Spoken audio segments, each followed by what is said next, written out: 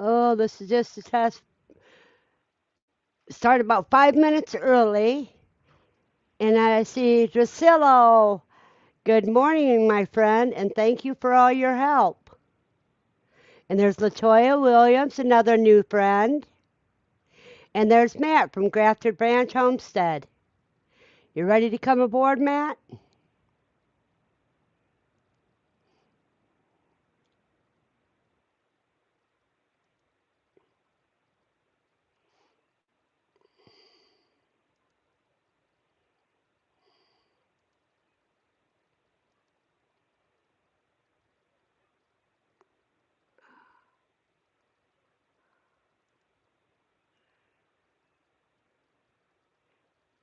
And there is Andy. Matt says, hello, you all. Just a second, I got to do some changing around here. That's why I came in a little early. And we have a couple guest stars be here pretty soon. And there's Andy Rabbit, and she says hello. And we have CBD saying good morning.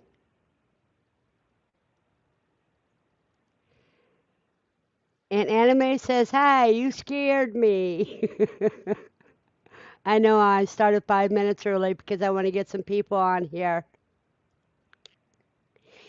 And there's CDB. And there is Val, which I haven't seen in a while. Good morning, Val. We have Dale's Quill that's joining us. Oh, am I? Hi. Hello. Morning, Verna. And family. Uh, we're getting, and here's Aaron. Aaron, are you going to join in this morning?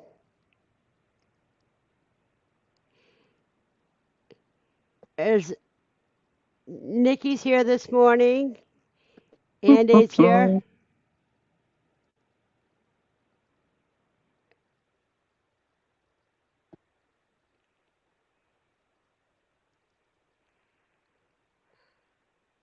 Hey, Andy. Sorry, guys. I'm going to be moving around. I've got UPS showing up, the customer showing up, and our free library is getting delivered this morning. Oh, So I got that's that set great. up. Yeah, we are. We are very busy. Everybody's telling you hi, Dale. Hi, guys. Yeah, I can't see the comments. I'm on my phone. Well, that's why I usually read them anyhow. Now,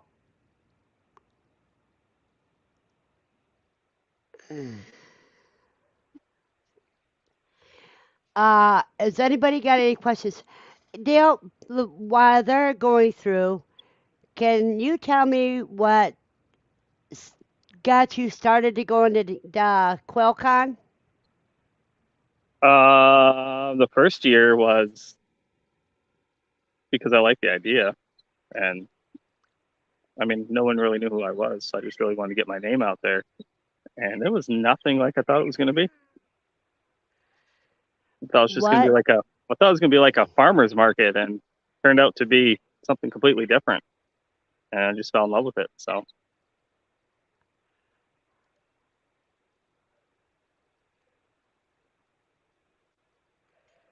think a lot of it's the community because it's not just a like a farmer's market. It's everyone there is like-minded. So I mean, it's just a lot of fun. Okay, and we're doing this on Facebook as well as YouTube. And Jasmine is on the Facebook area.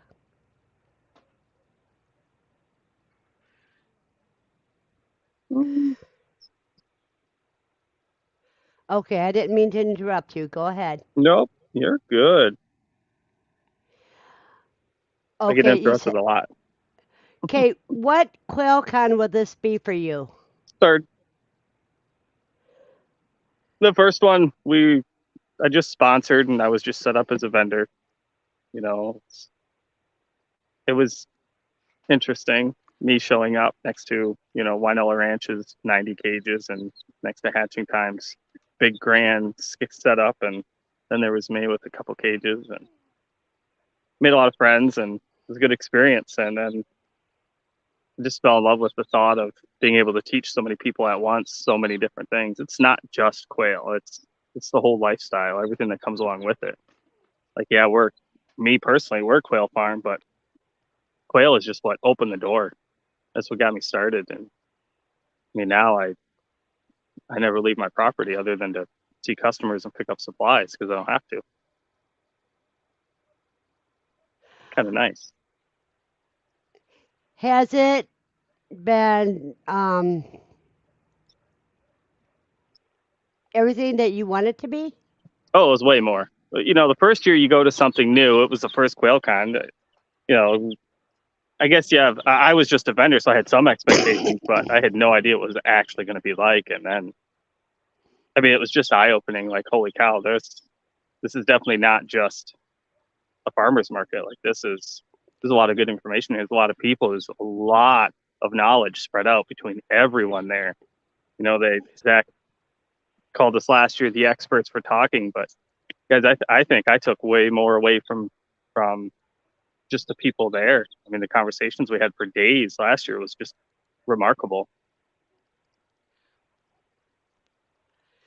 Alrighty, and are you having a table this year? Yep, I'll have a table and a workshop next to my table. I don't think trying to teach people how to build standing on stage was as beneficial as we had hoped, which I guess we kind of all knew that. So we trying to learn from some of the feedback we got from a lot of everyone last year. And so we'll be doing 3 workshops and then bouncing around, and I'll still be at my table. So yeah, we're looking forward to it. I like talking. I like meeting new people and meeting some of the same people. And it's just great to be in a group with so many like-minded individuals. We're all there to learn and join in on the community. And I mean, that's what I've always said about quail, is the quail community for the most part has just been phenomenal. And I'm in other communities, and quail community is a lot more forgiving to new people. Okay, now I see you're muted for some reason, Chris. Yeah, I was just waiting on my turn to talk. Good morning, Chris. Hey, how are you? I'm sweating up here in the north. It's hot. I didn't recognize you there for a minute. You grew some facial hair, and I like your haircut though. Looks good. Yeah, I know. My barber left last year, so I had to make things easier on myself. Yeah, well, I was I started shaving my head because I started losing my hair, and I was on my way to the barber one day, and they just shave it short anyway. And I'm like, why am I paying somebody to do that? So it's so much easier. Yeah, just take care of it myself. I'll never know if I'm going bald or losing my hair. I mean, I know it's turning white because my beard's turning white. Yeah, well, yeah, I'm way ahead of you there. Well, good morning, Verna. How are you? Good morning, Chris. I'm just as crazy as ever. Well, good. I have to. What Quail Con will this be for you, Chris? This is, can you hear me? Am I coming through? Did I mute? You're good. Yeah, Okay. I can hear you. There's a slight delay because we are streaming on a couple different channels. We're on Facebook and YouTube. Okay. So, yeah, this will be, well, we've done it 2 years already, so this will be the 3rd one. I was there at the very first one. And how far do you come from? Southwest Missouri. So it's a 10-hour drive, roughly, something like that. I flew in the first year, made Zach come and pick me up at the airport. And then last year I drove in. So it wasn't too bad. You have to drive through it, but other than that, it's okay. Yeah. Yeah. Now, Dale didn't have any videos out.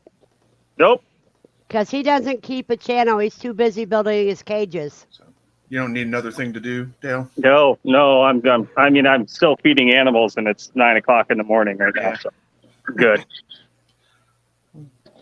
Now, in just a minute, and I can show people some interesting parts where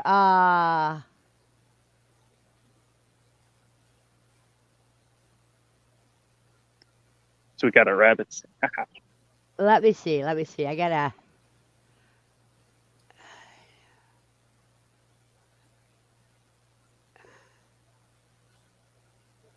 Come on. I think I'm going to hire you this year, Chris.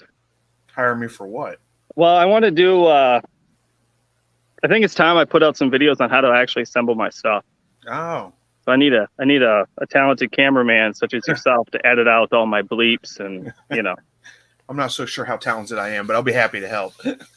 We'll get a video put together of it anyway. I did a video of the brooder. Of the I bought brooder, from you. yep. Yeah, I put that Yep. out. That's a great brooder. The only problem I have with it is that right now I have, in my shed, I've got my meat chickens brooding in the, I've got a little, my old bed liner for my truck that I made into a brooder. Your brooder doesn't work for the chickens. It works for the quail really great, but the meat chickens need something a little different. So I had to find a place to put that brooder. It's big. There's nowhere to put it. So Yep. It's just sitting on top of my lawnmower right now. And every time I need to mow, I have to take it out and set it in the yard. It's not a big deal. It's pretty light and easy to move around. That's one of the great things about it. You got a new one coming out that I'm going to bring to Quail Con. I think it's the one I use for my meat chickens and turkeys. Gotcha. It's not as big as that.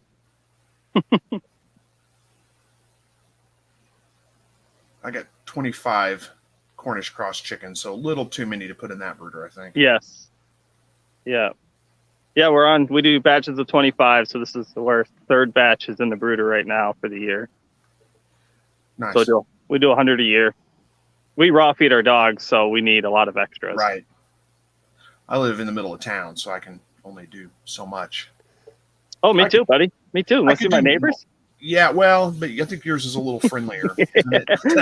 See, I gave all my neighbors chickens and quail, so if I go down, they go down. Don't care. True, fair enough. My neighbors don't care, but I could do multiple runs of meat chickens if I wanted to. Dale, Yeah, I'm right here. You'd wants to know if you would please show your quail tractor. I think I got one standing up. My yard is in disarray. We're working on getting rid of another chunk of grass. So I kind of got stuff everywhere. I do have one standing up next to my duck condo.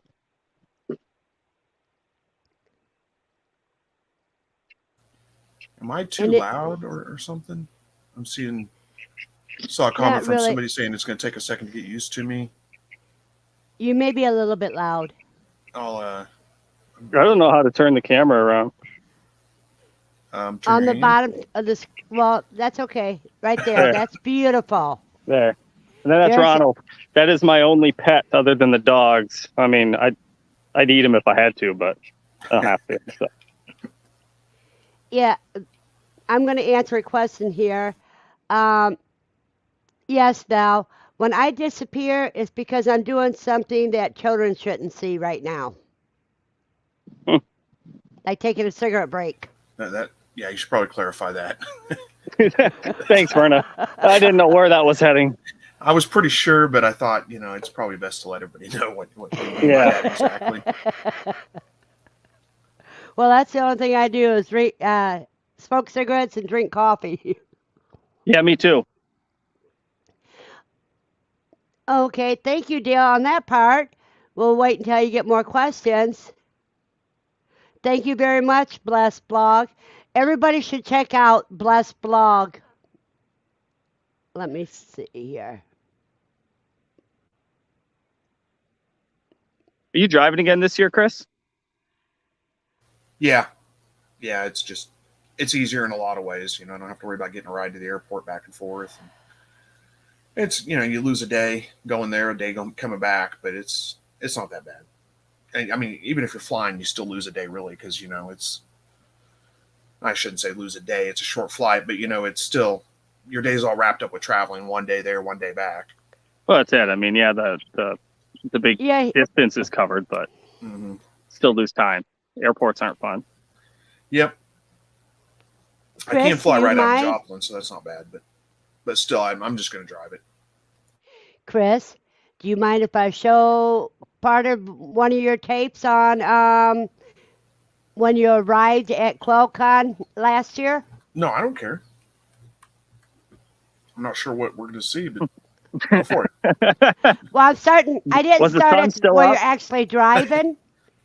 Oh, when I was driving down there, yeah, I was filming while I was I didn't driving. show That's probably that highly part, illegal, but but I did when you arrived at Quail Con. I stopped at it where you arrived at Quail Con. yeah, go for it. Okay, let me see. I was hoping it was the part where Present. you entered Illinois. Yeah. I wasn't sure what to do there, honestly. I just don't stop. Yeah, I didn't. Well, Share I screen. stopped right before and right after, but Okay.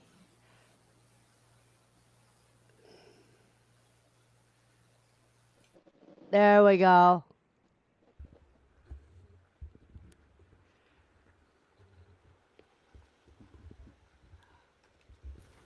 weird camera angle. Hey there, guys. Good morning. Well, it's morning here anyway, so it's probably not morning when you're watching this. I don't know when I'm. Oops. Probably need to turn the volume This up. I is can't hear that. Saturday the 4th. There we go. Tomorrow is the event. So I'm at my local airport, Joplin, Missouri Airport. This is a great airport to fly out of. The flight leaves in a little less than an this hour. is the one when you I just flew. got here. You don't Yeah, have that to was show up first early. year. There's only one gate. Yeah. Then All right, so we got the barn chores done, and we've got the vendors all setting up here. You can kind of see them behind me. Vendors setting up. This is kind of the main area of Quail Con. I'll show you around a little bit before we get started. So let me turn the camera around. That was last year, wasn't it? So we've got the quail barn. So we got the quail barn right over here. That's where we were just a few minutes ago, and I was showing you around in there. And then this is the area where we're going to be doing the presentations. Let me turn the camera so you can see it. There we go. So now the area. No, where the that was presentation's first year, gonna be done. Chris. There's a little stage up front where everybody's going to stand. This that is is the seating area for 2021. everybody right here. Yeah. In a sit out and minute, watch should the be presentations going. 2022. So we're going to talk. We've got Good. I was Let worried them- about getting a lot of weight since MPIP last year, but I guess certification it's been 2 coming years. up. We've got what else is going to be talked about today? Terry from Katronics Corner is going to do a presentation on his homemade incubator. right, So that's going to be pretty 2021. interesting. Yeah, he Then we've didn't got show. me. I'm going to be talking about raising quail outdoors and just general self-sustainability. Andy Stuff. giveaway, so yeah. Cool. Little tchotchkes. Cool. Where do you want me to put this? Is there a raffle Probably table? by the raffle table there. Yeah. Just wait till it's put there now. Right there, probably, I guess. She'll tell you where to put them, I guess. All right, so things are getting going here. We got about 45 minutes before we actually officially kick off the event. So I'm going to get off here, get a couple things done. I'll try to turn the camera on, off and on throughout the event and keep you guys caught up. Okay. So pallorm is a bacterial disease that spreads from the mother hen through the egg to the chicks, and it has high fatality and it affects your fertility and all that. Like I said, the See, program that was has been part of the successful, NPIP. but, Yeah, that was people almost have way a more good interesting deal than of I it. expected it to We be. worry that it's still out Yeah, me there, a too. wild bird somewhere. Even last year, it or wasn't even the same it's talk. It was somewhere. different last year. So Yeah. That's why we continue. The last official case was in 2004. Avian influenza is the bigger deal. 7 days a week. It is a lifestyle choice. One mistake that I really see. All right, so we just finished up the main event here. We just did the raffle giveaways, gave away, oh my gosh, a couple of Winona Ranch cages, $50 gift certificates to Hatching Time. There were a lot of things that they gave away, a couple of shirts that were signed by everybody. Turned out to be a great event. I think everybody enjoyed it. Everybody said they enjoyed it. I think we're planning on doing it again next year. I don't know if I'll be involved or not. We'll see how Zach feels about that, if he wants to invite me back. And I think we voted, and it was a 5-4 vote for you, Chris. By the way. Yeah. Yeah. Don't tell me who voted against me.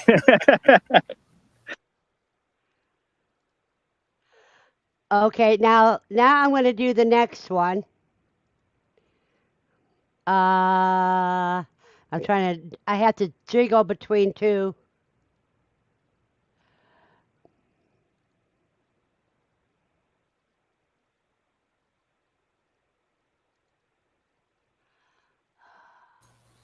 Let's see. While you're doing that, there's a couple of comments, people asking me questions. Truck 3 Wardens here says, wants to know if my wife's coming with me this year. It'd be great to meet her. I sure hope so. I don't know if I'm going to be, if she's going to be able to take off work. And, you know, there's just lots of family stuff going on. You know, her parents are older. We just moved them into kind of independent living. So it just kind of depends on what's going on at the time frame. But the plan is, yes, I'd like to bring her with me, but I don't know if that's going to be able to happen or yet or not.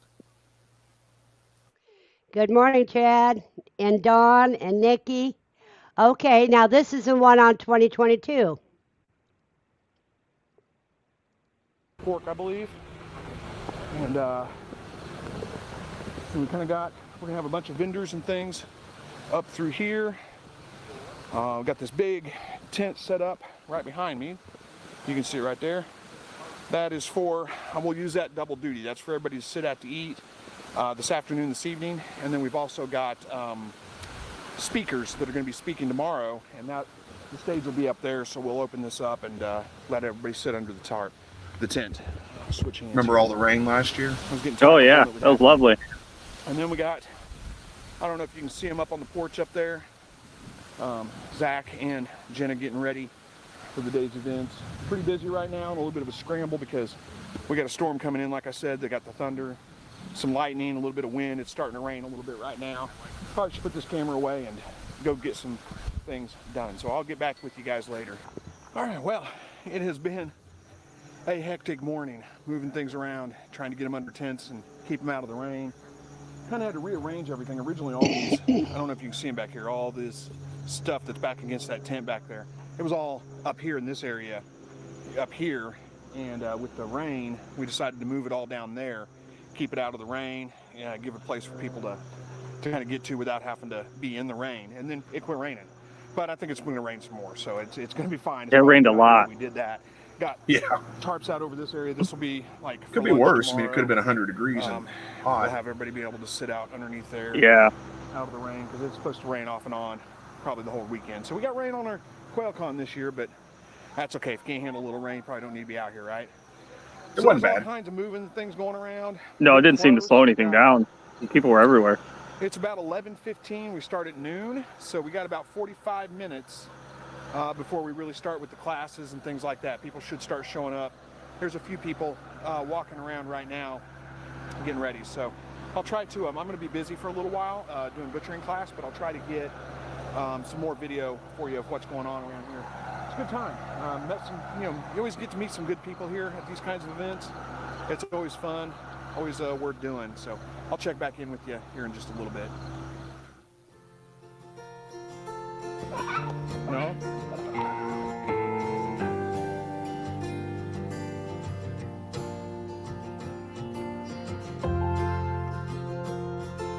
Oh, that was the feed net. That was the feed tent that the hogs demolished. Forgotten about the hogs, you're right. So what we're going to show you guys today is 3 different ways that we process quail. We all do it a little bit differently. Are you doing a workshop this year, Chris, or no? I know you're talking. Yeah, no, I think I'm going to be doing some video stuff for Zach. Like what I'm doing is for aesthetics and no waste, so I raw feed my dogs. Jasmine stole the show last year. I still send people to her video. I like to make sure that I save as much as I can, which means that my process takes a lot longer than if you're just going for your meat stuff. So you can. Yeah, I got to admit, she does a much nicer job. I'm just kind of like, just rip the breast out, go, you know. Yep, it all tastes the same. Yep. Natural if it has polka dots on it or if it's green, that's a sick bird. I wouldn't suggest using it. I take my scissors and I go right close to the body.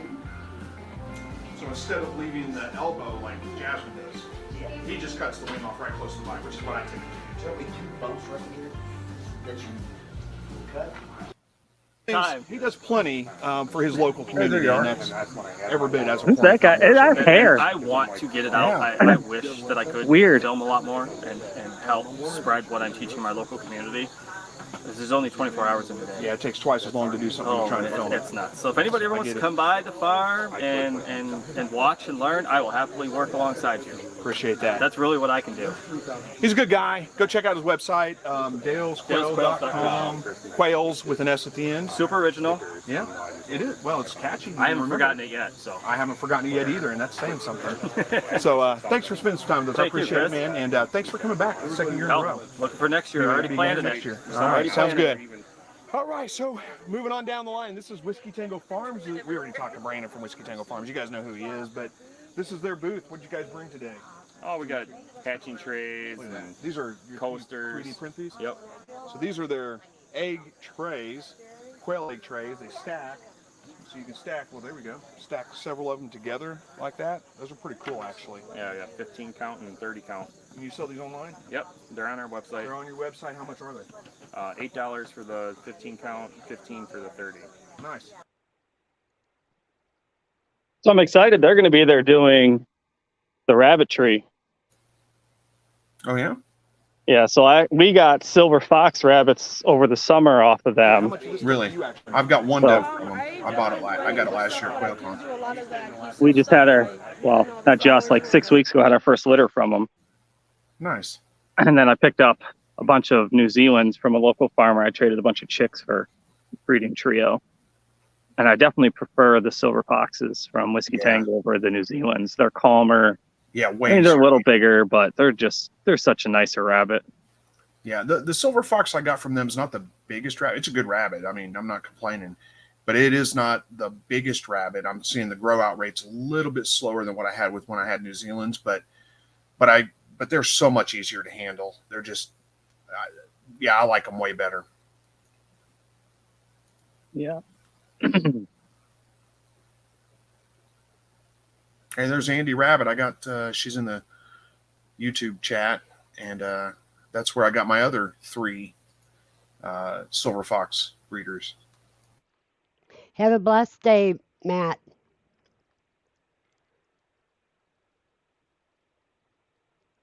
I think someone had asked if we sell live animals there earlier. We don't. Zach has birds and eggs, but that's it. It's not like a swap. No. That was when we first went, like the very first one. I had no idea what to expect, and it was awesome. I mean, just being able to walk around and talk to people all day long and learn from everybody and meet the people that make the videos that you watch. It was pretty cool. Oh, I agree. Anime, the silver fox he's talking about is a type of rabbit. There's somebody Yud in the comments that says that's the same Dale. Yeah. I don't remember having hair. I must have been a midlife crisis while I was there. I know I was just getting divorced when I went last year, so I think I grew my hair out to make myself feel better.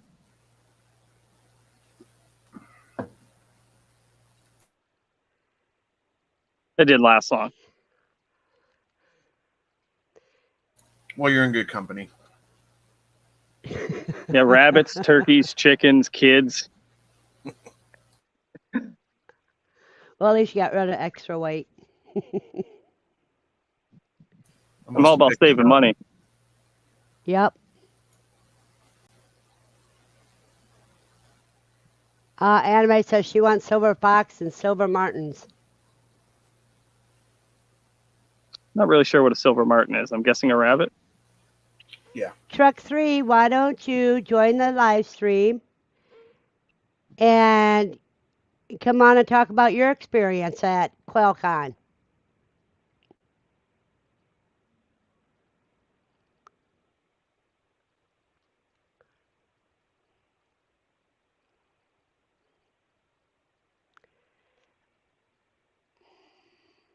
That was a hard no. Maybe having a hard time. I had a hard time figuring out how to join exactly. There's just a link up there at the top. You just click on. Yeah. StreamYard.com / It's right at the top. Oh, there. Verna just placed the link in there.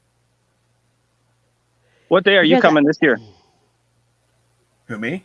Yeah. Probably the same as just come in on Friday.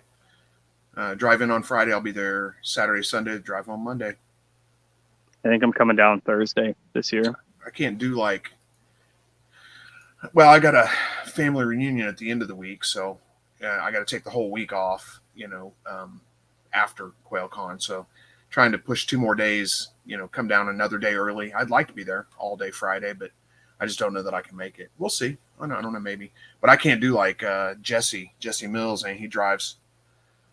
He leaves like Quail Con after it's over Sunday night and drives like hours afterwards. To go home, yeah. Quail Con is my only vacation. Last year was the only vacation I took from the shop. So we haven't, other than the ice storms, I haven't spent a day outside the shop yet this year. So I'm really, really looking forward for a break. Yeah, I don't blame you. Chris, you're going to be speaking this year, aren't you? Yeah. What is your topic this year? I think he signed me common quail problems and how to deal with them. Cool. So. Are you speaking, Dale? I'm just doing the 3 workshops. Just 3. Oh, that's 3 workshops. Hands full a lot.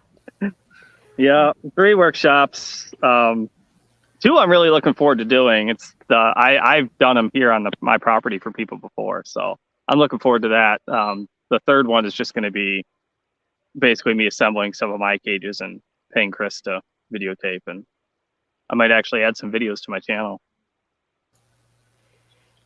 Hey, Frank, Kimball, you can always jump on this link and join in so you can talk about it.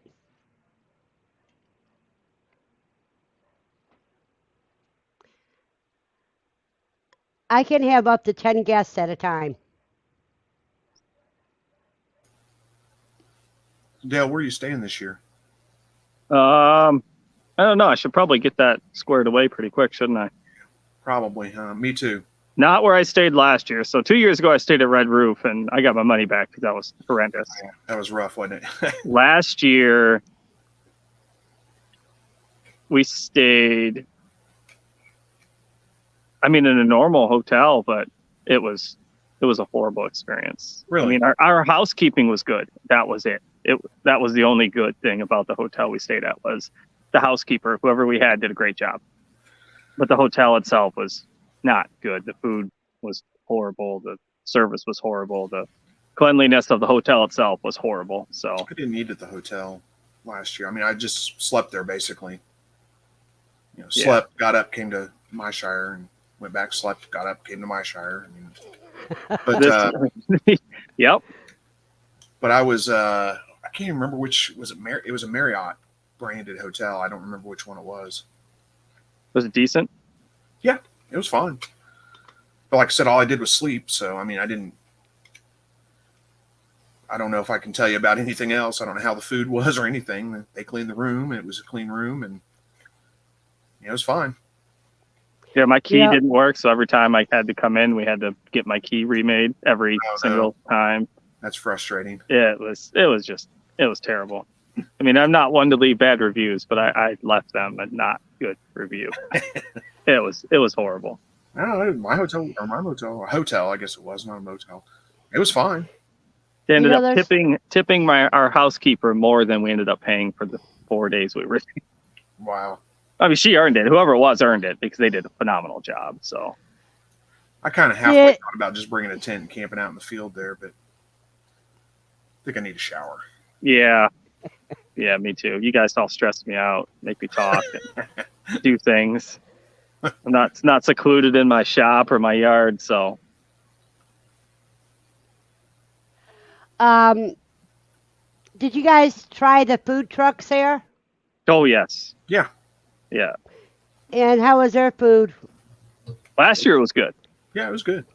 The first year the food wasn't bad. It was just we just were unorganized. We sent everybody to lunch at the same time, and there was a huge line. Everybody was going up there to get food at the same time, and it was kind of chaotic. They ran out of stuff, and they were trying to sell Wisconsin brats that were definitely not Wisconsin brats. Yeah, well, if you're not in Wisconsin, you know the difference, right? That's what I told her, and she was like, "Well, I'm from Wisconsin." I'm like, "So am I. And these are not Wisconsin brats. These are like Johnsonburg or some crap, like whatever. Johnsonville brats. They're not Wisconsin brats. Johnsonville's not bad, but it's not a Wisconsin brat. No, it's not. It's not. It's not the same thing. But last year it was nice. The way they had it set up, it was organized way better. Having the buffet, line, I guess you could call it. It was nice. And then the quail supper was amazing. And the pig. Yeah, that was good. I mean, that pig roast was. I had a pig roast yesterday, and that pig roast was phenomenal compared to what I did yesterday. Yeah, they did a good They're job. They're gonna do the same thing this year, except for I'm going to bring a little bit of cooey for people to sample. You can try that. Do you roast it like the pig? You bury it? No, cooey, you cut it up and fry it like chicken. I'm just saying. You could try it. Throw it in there with the pig. George won't mind. They get lost. The pig will eat done it. Long before. I mean, in the pit with the pig. Yeah, in the pit. I know. Yeah. I know. Anything. I know, but it would disappear in the pig. Well, you're right. Yeah, there's not much to them, is there? I always think it's funny. Everybody says everything tastes like chicken. I think it's just because we're used to chicken. That's why we think everything tastes like chicken. If in a different world, everything would taste like squirrel, or everything would taste like guinea pig, or it depends on what you eat. Yep. I don't eat chicken anymore since I've had quail. Except for once in a while, I'll get chicken wings from the pizza place. And I like the quail quite a bit, but man, chicken thighs on the grill, that's one of the best things ever. Yeah, but cooey, you know how a wings taste on a chicken? Yeah. You know the drumstick part of the wing? Yep. That is what cooey tastes like. I mean, I know it's pretty common cuisine in a majority of the world, so. Mm-hmm. Yeah. But so is testicles. Squirrel. I can't imagine it's a whole lot different than squirrel. Hey, don't knock squirrel. Squirrel's awesome. I love squirrel. Yeah. Fried squirrel. I don't think it does great fried, but that's just, I like it other ways better. Well, I used to love to fry it. If you get young ones, are okay, but it's pretty lean, so it gets pretty tough when you fry it sometimes. I've never had that problem when I was.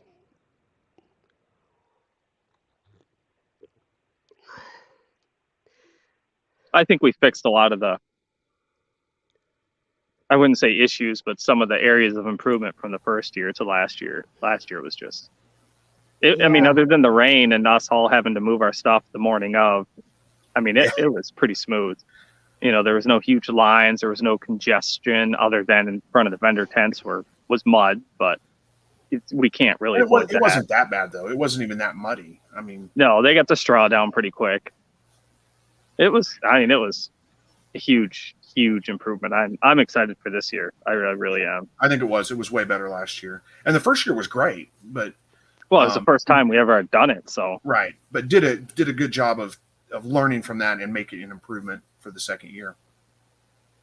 Yeah, it definitely seemed a lot smoother. Zach didn't get hammered in the barn, straight. Mm-hmm. It was good. I still didn't get a farm tour. You know what? I've been to all of them, and I haven't went through the quote farm tour either. Well, we're going down Thursday and heading over to Zach, so I'm going to make sure I get one. Uh-huh. I got a shop tour from Papa, and I didn't want to leave. I've been through the farm, and we're showing different parts by different people because I visit there other than Quail Con. And I've never had a farm tour during Quail Con.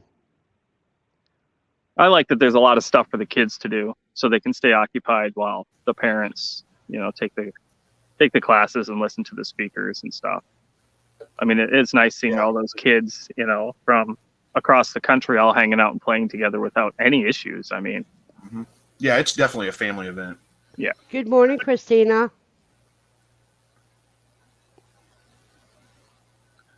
I think the best part about Quail Con, honestly, I mean, there's a lot of good information that's given. You learn a whole lot, especially if you're newer into quail. And even if you're not new into quail, you've been doing it for a while, you learn a whole lot because, everybody's got a little bit more that they bring to the table.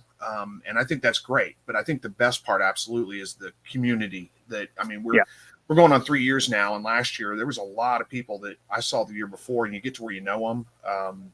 You get, because especially like me doing YouTube, I see comments and chats and I know people by their username, but I don't have a face to put with that. I don't have and it's just a writing on a page. Whenever you get to face talk to people and build relationships that way, it's just, that's where the value comes in, really.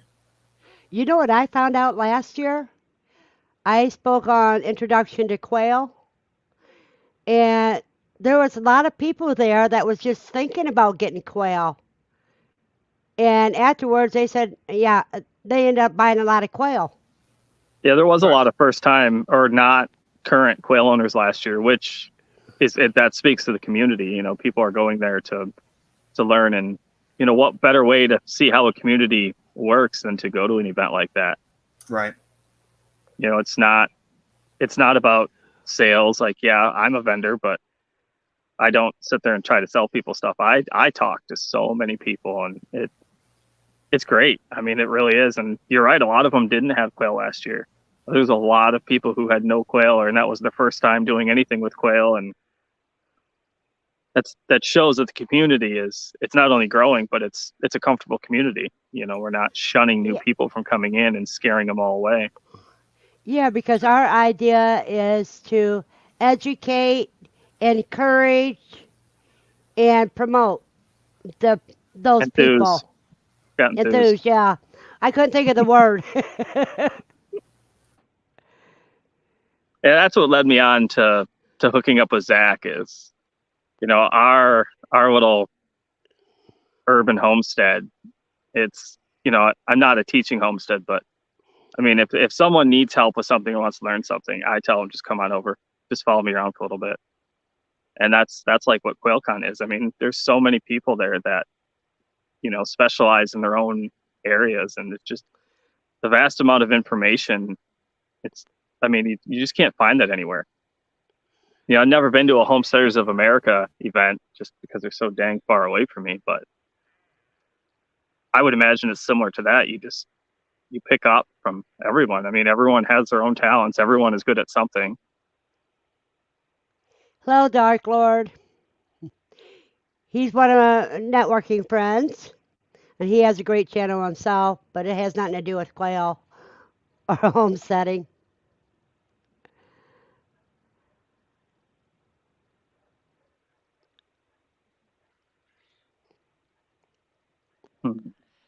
Frank says, we have learned a lot too. We have expanded our knowledge of how to raise our birds and to get others into quail. Nice. I mean, that's the goal. Well, not only that, they can also go to Quail University and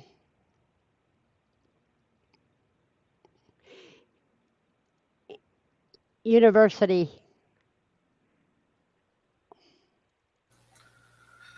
I have not had a chance to go through that yet. I need to, but man, it's just finding the time. I've got a lot going on right now, and finding the time to sit and go through it. I'm sure it's great. The reviews have been good. I know Zach and Jasmine put that together, and Linda, and they do great work. So it's they've added more to it since I graduated from the class. I just haven't had a chance to go through it all. Linda's an absolute genius. I agree. I've been working with her for the last few years, and just we pick each other's brains, and she is someone that is worth getting to know. It doesn't matter what you do. It doesn't matter if you have nothing to do with homesteading. She's super approachable, super friendly. She is. Super. I mean, just yes. She's got one of those personalities that makes you want to talk to her and hang around her. Yeah, she's a good person to have on your contact list. She's always willing to help people. And she's going to be there on marketing. Yep. Yeah, she's a guru. She used to say I was, but there was no market when I started here, so I own what's here. There was no Yeah. market at all. So it's kind of easy because nobody knew what it was. I just gave free stuff away for a year, and now there's a market. There's a crazy market. I think we've gone through almost 50,000 chicks this year. Wow. It's a lot. I've been having to order eggs, buy eggs in bulk to keep up with some of these orders. Yeah, it's just, this year is just blown up. Everything is just blown up. And I don't see the grocery stores prices. I don't grocery shop. If I do, it's maybe $100 a month for things like salt and stuff like that I can't procure, locally. Right. So I hear prices are insane. I don't see them, but everything is blown up. It's starting to come back down here anyway. Beef is still high. It's like hamburgers, like $5 a pound. That's ridiculous. Crazy high. But chicken, let's see, I bought some chicken thighs the other night because, like I said, chicken thighs on the grill are pretty fantastic. But I bought those the other night, and I think they were, I don't know, it was like $6 or $7 for the package, and it was like 6 or 7 of them in there. So it was probably, I don't know, $2 a pound, maybe. That may be a little high. I don't know. That may be a little higher than what I actually paid is what I mean. I don't know. Oh, okay. So chicken's not too bad. Pork's still pretty cheap comparatively, but yeah, beef is high. Yeah, I can't afford beef. Yeah. So we get a half a cow from a local farmer. I was trading ducks for it. I traded 70 ducks 3 years ago for half a cow. And then he didn't want the ducks and I didn't want to go through the hassle of the ducks. So I do the half a cow and we buy a hog. And so when we raise our chickens, our meat birds, they cost me, if I process myself, just under $1 a pound. Yeah, that's about where I'm at. Which it's worth it. I mean, we bought a plucker and it's worth it. I don't even have a plucker. We just pluck them by hand, but I'm doing like 25 at a time, so it's not that bad. Yeah. So we separate everything because we raw feed our dogs. So whatever we don't eat, they get all the organs and stuff. And That's what I do when I process my cuy and my quail. What I don't feed Lucy at the time that I'm processing, I freeze dries the rest for Lucy to have at a later time.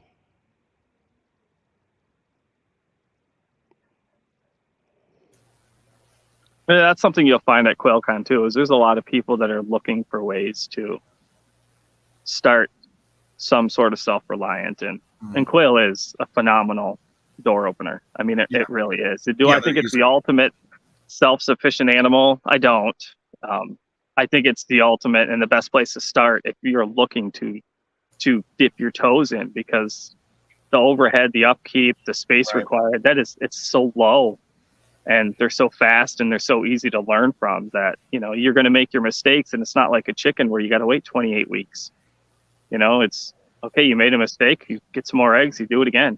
You're back and running in a couple weeks. It doesn't take much. And it's great for people like me that live like right in the middle of town. I mean, I can't do a large scale chicken, meat chicken run back there because I have a little bit more land than a lot of people do. I own the lot behind me, the lot beside it, so I've got, I don't know, almost, I guess, what's a standard city lot? 3/4 of an acre. I've got 3 lots. So I don't know if that's right or not, but anyway, I've got 3 city lots, but I still can't put a huge, meat chicken run back there. The city would come down on me. They worry about flies, all that kind of craziness. But I can do quail and nobody even knows. It's like, and you can produce a ton of meat from your quail. And like my neighbor lives right next door to me. He's got a privacy fence, butts right up to the back lot where I keep my quail. And for the longest time, he didn't even know they were back there. He just happened to come out one day. He's like, "What do you have back here?" I heard them, but I just thought they were songbirds. I didn't know. And, finally figured out that I've got quail back there. That's just like I took your advice many years ago, Chris. You said even in a room of your house. Yep. So I'm in an apartment. Right. I have quail, and I've had quail for over 4 years. And I have cuy now along with the quail. Yeah. You're brave. You're a brave woman, Verna. The only animals allowed in my house are the kids. Yeah. Well, my dog gets to come in, but And the dogs, unfortunately. But the kids are the animals. I couldn't do it. After I did ducks, after I brooded ducks inside, I never let another animal in there. I do brood my quail inside sometimes, and the chickens for like the first couple of days when I got them in, they were inside in the brooder. But that's it. They get out of the house as quick as I can get them out of the house. Dale? Yeah. Frank wanted to know, he said, Dale, was that quail chicks you sold 50,000? Yeah, I think I'm at like 41. I get a check. So last year or last month we had a couple 4,000, 2,500 and 4,000 chick orders, which I had to order eggs in. I don't have that many quail. So there's some people in Southern Illinois that come up every year and they do large quantities. And then the Hmong community in Wisconsin, they actually eat chicks. So they don't do balut. I've tried getting into balut. I can't find anyone who does balut, but they eat chicks. So they come and they buy a lot of chicks every week. They eat chicks. That's like seems so weird to me. Like gumdrop soup, but with chicks. Yeah. But I mean, it's just different culture. So yeah, I know. I would probably try it. So. I don't think I could do balut unless I needed to. But yeah, I mean, it would be pretty desperate. Yeah. But I would probably try it. Did you guys see my? Yeah, we did, and that's exactly why we're not doing it, Verna. Yeah. But yeah, so It just tastes like. Do you ever have egg drop soup? Well, yeah, but I don't really care what it tastes like. It's a mental block, and I'm okay not eating it. It's okay. There's not very many places I draw the line. That's one of them. But so we mostly push chicks. I don't sell hatching eggs hardly at all anymore. I pretty well wiped that off because we hatch everything. The market has evolved, naturally for my area is just chicks. I just do chicks. Very rarely will I have birds old enough to sell sexed or as breeding pairs anymore, partially because of the dogs and us, but it's chicks. I mean, I don't even sell meat hardly anymore because the chicks are gone every week. We hatch, and that's not a bad business model, honestly. It's not. I have no upkeep. I mean, yes, I do have to order eggs in for a lot of these larger orders, which is fine. Right. I don't do this to make money. I do this so I can stay home with my kids. Right. Well, you do it to make money, but not to get rich, to sustain yourself. I do it to pay my mortgage and utilities. I mean, where no debt. The homesteading is, people talk about wanting to make more money to pay off their bills and get out of debt. The easiest way and the fastest way I found was to stop needing money. So I started homesteading. I don't know if need I call money. it the easiest way. I mean, what you do is not easy. It's a full-time job, but I get to stay home with my kids, raise my kids, and literally do what I want and love to do every single day to pay the few bills we have. Right. I mean, do I have a boat? Do I have a jet ski? Am I traveling the world? No, but none of that interests me. It's not what I want. Right. I want to be home with my children. Yeah, my animals. Is knowing. I think a lot of people look at that and think, I wanted to get into homesteading, and I'm not saying you shouldn't. I mean, I think homesteading's great to get into. I'm not what I would consider a homesteader. I do a lot of my own production, but I'm not full. I still have a full-time job. I work, but I also, what is important to me is being able to take a week off here and there throughout the year whenever I want to and not have to worry about it. And, so that it fits a little differently, and in your position, I think we talked about this last year at Quail Con. It's, I think a lot of times people see that homesteading thinking, I want to get into that. What they don't realize is that is a full-time 365-day-a-year job. There's not vacation time. It's hard to work that stuff out. It is. And there's nothing wrong with that. You just got to know that going into it, know what to expect. That's a great lifestyle. But not everybody's going to be, happy doing that necessarily. And I think they should know before they get into it, what to expect. So there's nothing wrong if you don't want to be a homesteader and you want to work, somewhere else so that you have vacation time and those kinds of things build up and you want to do those other things and you just want to do little bits of, homesteading, I guess. But if you want to go full time, it's a commitment. It is, and you need to make sure your spouse is up for it. So Yeah, right. It cost me a marriage. Yeah. So, but I was in a major car accident last year, and that was when it really hit me. Like, okay, this is a lot harder. And I mean, I've been homesteading for years, and I've never been sick or injured. And last year, I was in a pretty major car accident, and I was out for weeks, and it was hard because animals don't care. Animals do not care if you're sick, injured. They don't care about any of that. So it definitely, I had to dig deep. There was a few weeks where I had to dig deep and be like, is this really what I'm okay with? And I was, it is. Waking up and, my oldest kid, I was a door-to-door salesman for years. He worked with me every day. He didn't get to have a childhood. My 3-year-old, every day I've been home with him since the day he was born. We've been homesteading since he was born. Yeah, that's and great. I couldn't change that. There's nothing that would ever make me go back. Right. I don't blame you. I think it's great that you can do it. I'm not, like I said, whenever I say that, I don't mean it like, I think a lot of times we have a tendency to put an us and them kind of perspective to it. Like, oh, well, we're homesteaders, so we're better. And then the other people are, we're corporate people. We're better than all those home. It doesn't matter. It's just how you want to do life. It's all. It is. You need to find what makes you happy. Wrong, And I didn't really know until I got into quail. Quail was I've always gardened, and the hydroponics. But when I got into quail, I was like, wait, this really isn't that bad. Because I never had animals. I didn't want animals. I thought they were nasty and disgusting and need all this special equipment. And then I got into quail and I was like, wow, where have you been all my life? Yeah, it's not that bad, actually.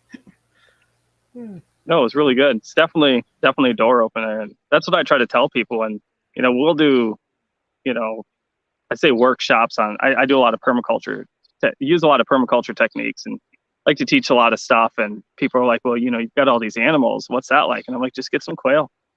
Just get some quail and try it out. Here, take a couple birds, take a brooder. They're easier than kids. Oh, much easier. Much easier. And you can return them. Yeah. Hey, that's Ed got paid.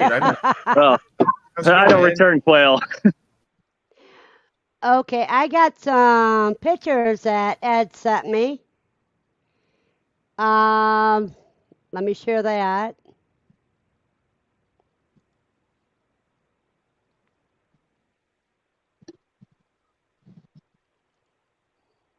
Some of the stuff I'll be bringing to Quail Con. I'll be selling and showing you how to make them. Nice.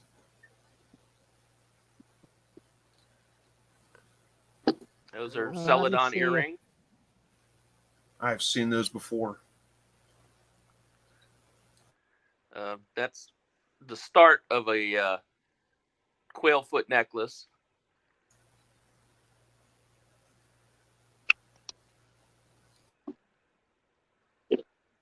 And that's the start of a quail skull necklace. Nice. That's definitely pretty creepy, but cool. Uh-huh. Now let me find the other things that he has. Show him the finished version of that. Wait a minute, I gotta find where I put them. Okay. Excuse me, I just woke up.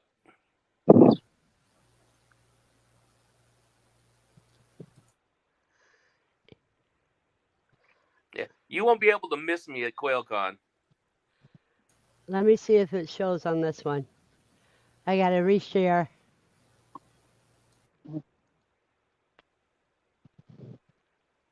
Ah. Now see where I put it at. That I don't know.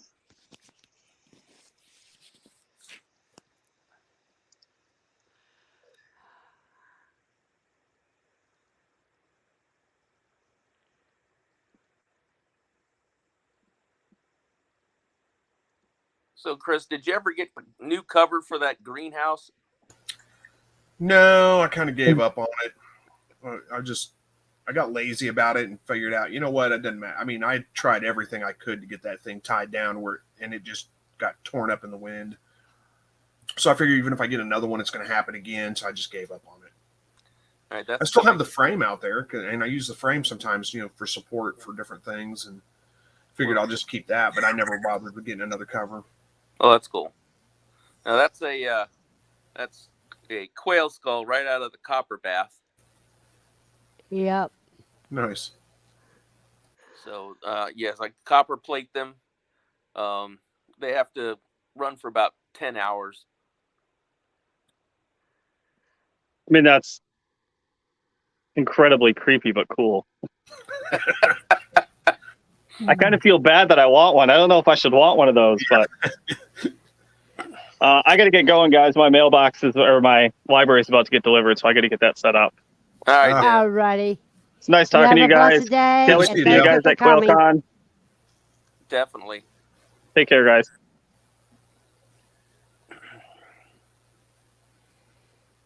Yes. Now I'm trying to find out where I put the videos at, Ed. All right. Yeah, my crafting's a little more advanced than most. So yeah, I will have a demonstration at my table, and I will have where you can just click and be able to download the video of how I make them. So it's like a step-by-step process for the quails, skulls and feet, how I do them, and how I do the quail eggs.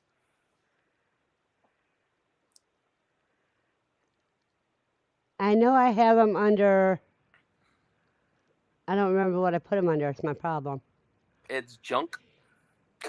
No, it's not under junk.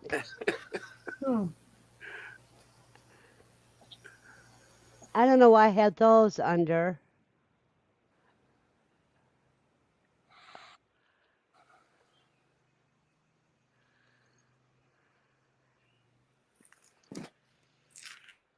For the weird angles, I'm lounging in my recliner and trying to hold my phone. Yeah, I came in and sat at the computer, so I didn't have to hold the phone. And I know I downloaded them. Yeah, because you showed a bunch of them on the 6th.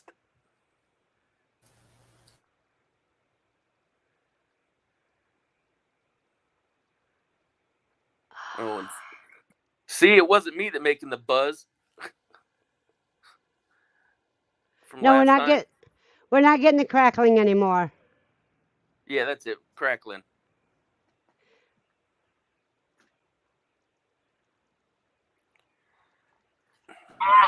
With the car wash noise instead? Sure. Sounds like rain. Love rain. I don't hear rain. But if you get thunder in there, something went wrong. We finally had some rain. It rained last night and early this morning.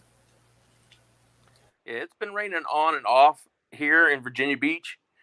At least once a week. Not here. Just enough that I don't have to water my plants, which very few plants I have. I have a tomato plant and some lemon basil for my wife's bearded dragons, because they like to eat that stuff. Yeah, I have lemon balm. I'm hoping I can get a nice little crop of small tomatoes so I can throw in my freeze dryer, because my wife loves those things.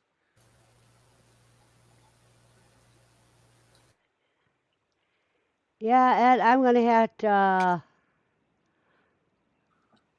find those at a later time and run them all. There you go. This really ticks me off when I can't find them. Well, I emailed them to your, I don't know which one I emailed them to now. I know, and I downloaded them. Huh. Oh, well. I can't find where I downloaded them. Now, we got somebody that's being quiet. Well, and she's she's driving. driving. I don't know who that would be. Where are you heading to, Penny? Walmart, because we got a play date for this little man. And thought we needed snacks. Oh, Oh, and Christina and Steve, you can join up if you like. Just click on the pinned link. I need a snack. I always need a snack.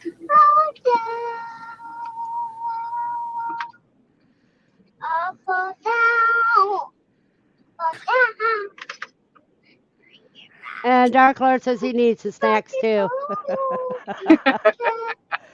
You know, somebody posted earlier that I had a green screen as a backdrop. Well, it's actually just the color of my walls. Yeah, but that wall would make a perfect green screen, mostly on StreamYard. Oh, it does. It makes a Yeah. perfect green screen. Yeah. It's if you go to Lowe's and look up parakeet green is the color. All you have to no, it doesn't take any time at all, Steve. So procrastination isn't going to work on you today. Good morning, Buster.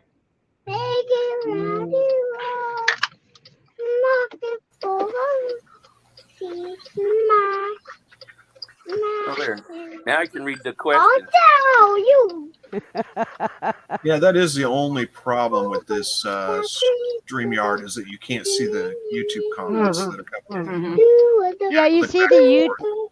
I have it on my 65-inch Oh, I can see them. TV, so. Pop out your YouTube chat and bring it over to the side so you can see both at the same time. That'd work. I'm the weirdo that just keeps muting and unmuting my mic, though, so then it goes back to the other screen. I have to click back and forth. It's not a big deal. Too many years. Francis says, sorry, she's heading to a farm sale right now. Go to Quail Con. Yeah, Katrina, my front room, my hallway, and my bedroom are all this color.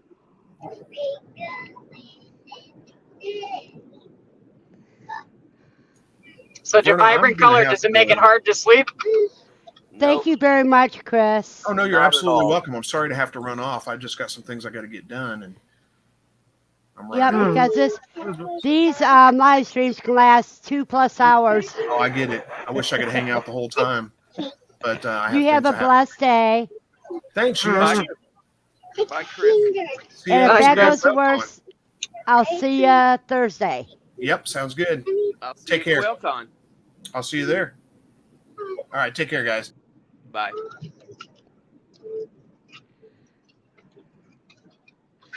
Have to take equipment off the other computer and put it on this one. Just use your phone. Steve, all you have to do is use your phone.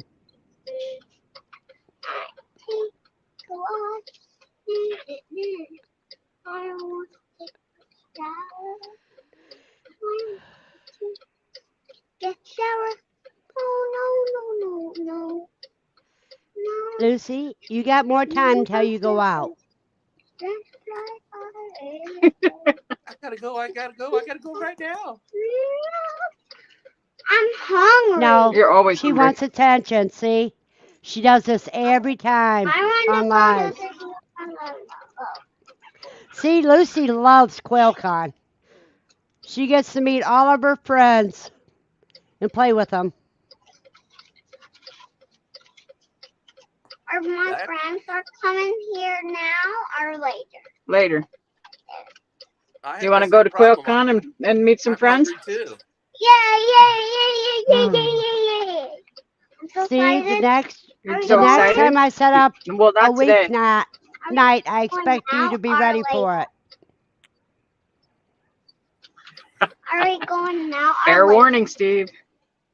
Are we going now or later? Later.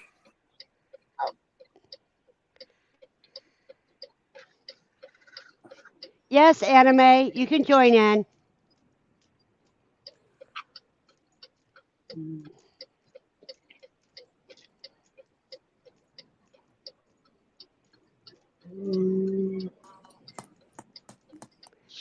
Gosh.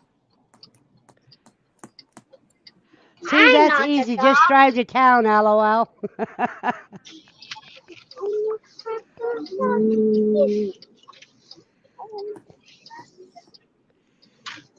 Now, Lucy, you gotta get down. Mommy needs to go get some more coffee. I know. Look at her begging for attention.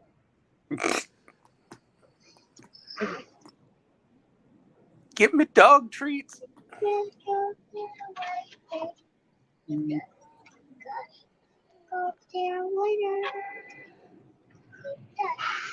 You have a great weekend too, Frank. Next time, I hope you can join us.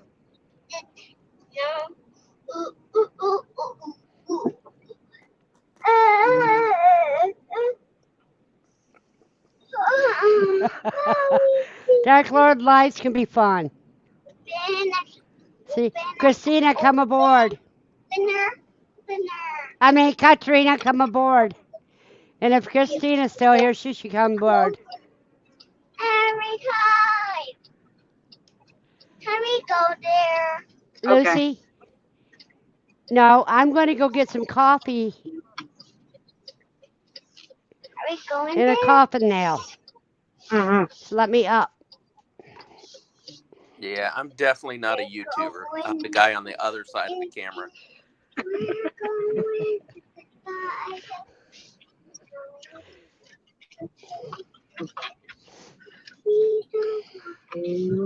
Granted, I've had a YouTube channel for like 20 years now, but I don't care about it. I just put on stuff that I think somebody might like.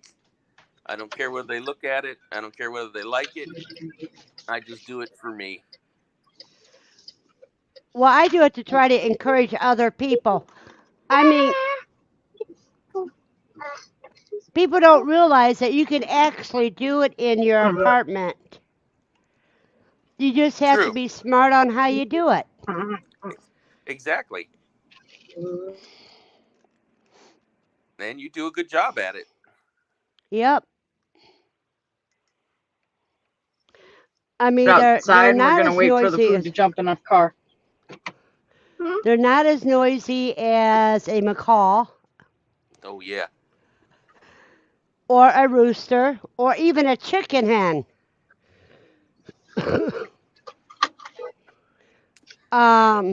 What are you doing?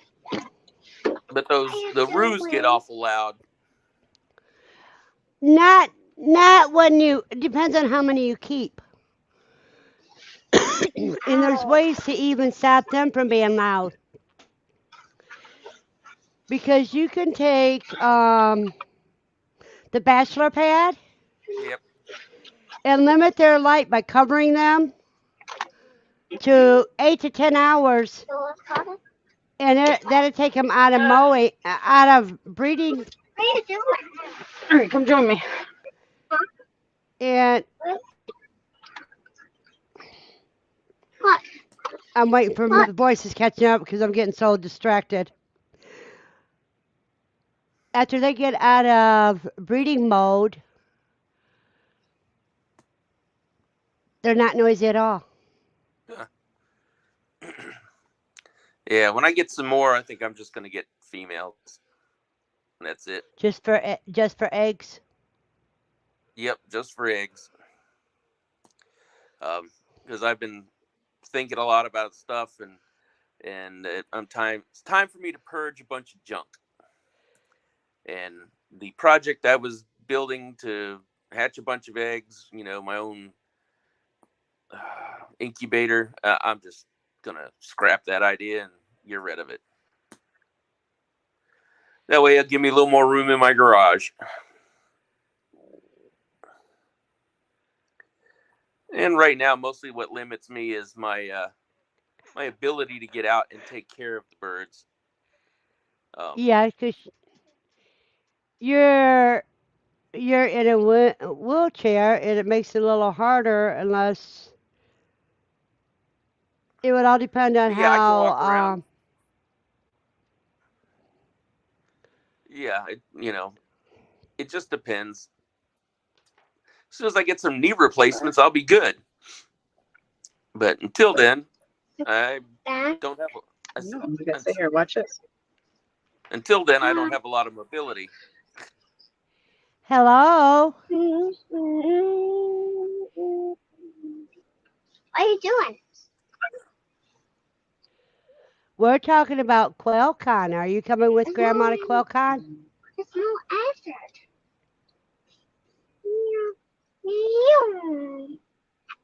Oh, I can do a split screen view. You can? Mm-hmm. Hello.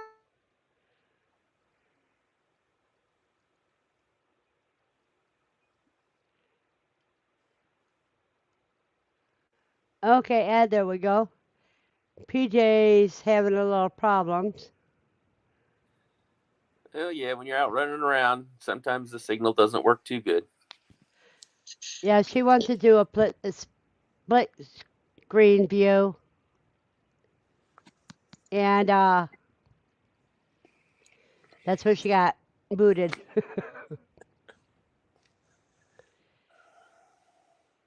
I wish I could find those.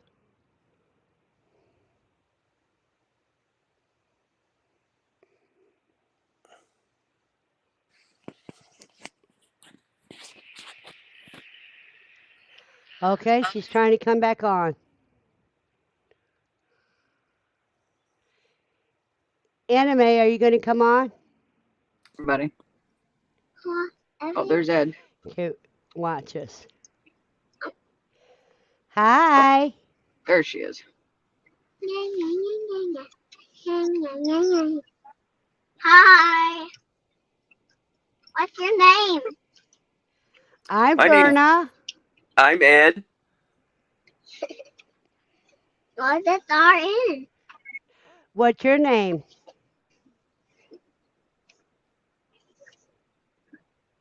Huh?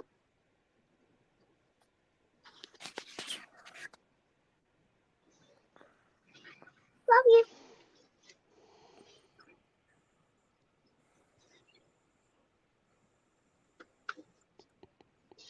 Love you too, sweetie. What are those? Numbers. What are these? What are these? What are these, Grand Ducks? What? What are these, Grand Ducks? Things.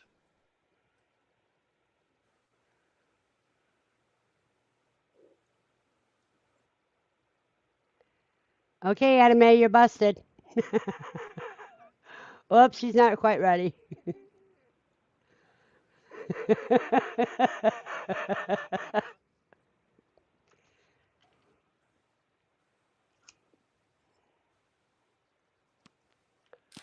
Yeah, I mean I can walk, but it's super painful because I have zero cartilage in my knees.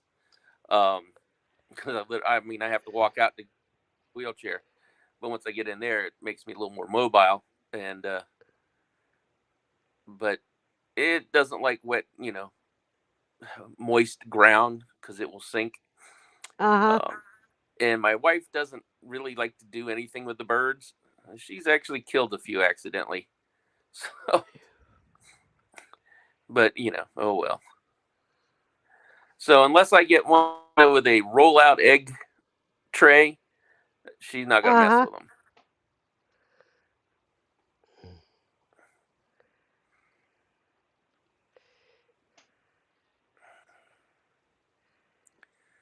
I did find somebody locally that's selling quail eggs for $3.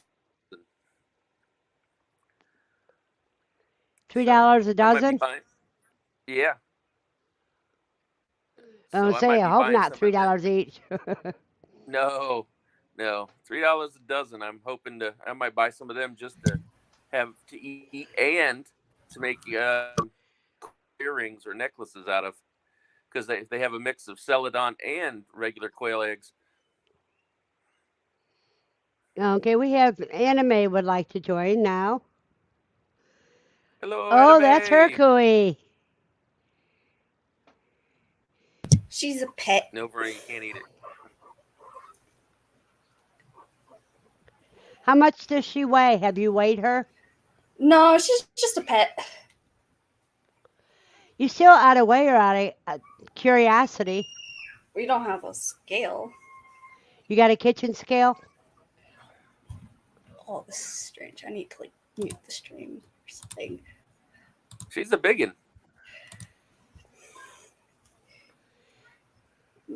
She's about the size of Big Mama. She's very spoiled. Very spoiled and mad because I don't have treats. Why don't I'd be you have mad too treats if you for didn't have her? treats. I don't think I have anything in here. But I would have to go downstairs and pull stuff out of the fridge. But she's already fed a lot of treats. She does not like the camera. She's really chunky. Oh yeah. Yes. Truck Yeah, 3 warden. she's at least 2 pounds, yeah.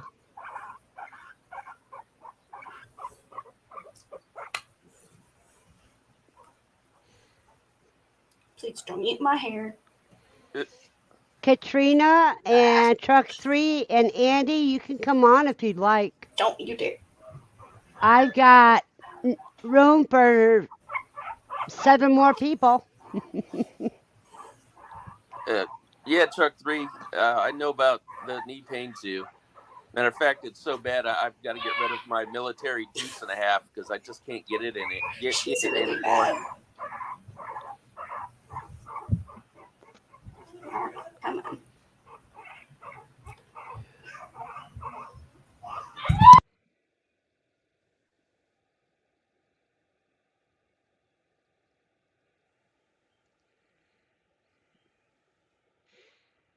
Katrina, My brothers are being Christina, loud. you both can join in.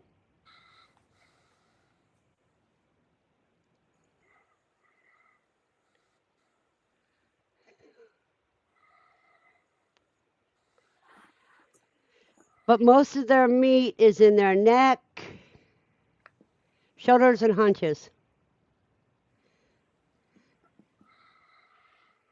And their belly makes great jerky.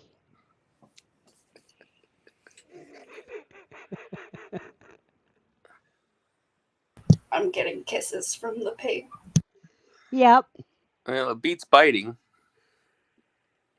Oh, they nibble. Oh yeah. They nibble, but they don't really hurt you because they don't even leave a mark. No dent or nothing.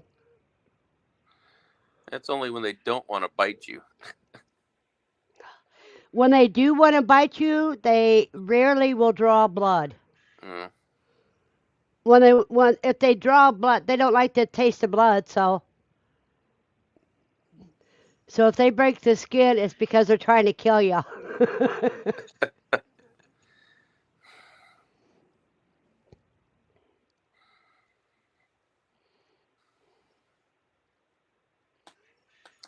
Well, I did get my table cover in. I've got to go set that up in the next day or so, and I'll take a picture and show Oh, everybody. that is cool.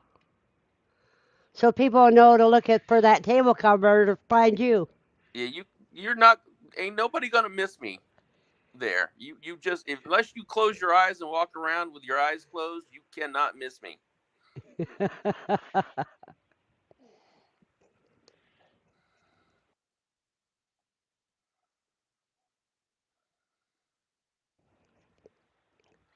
Anime, why don't you ask what questions you have about Quail Con? How many people are going to be there? Well, last year they had 400 people. I think so.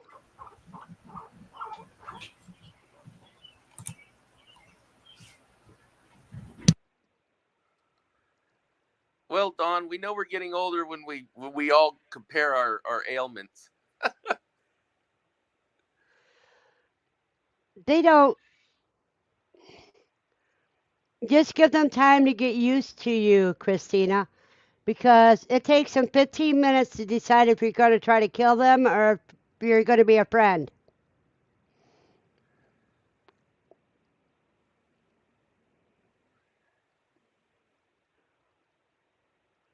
And every time you pick them up, they squeal like you're trying to kill them until you lay them in your lap. And then they try to climb up you.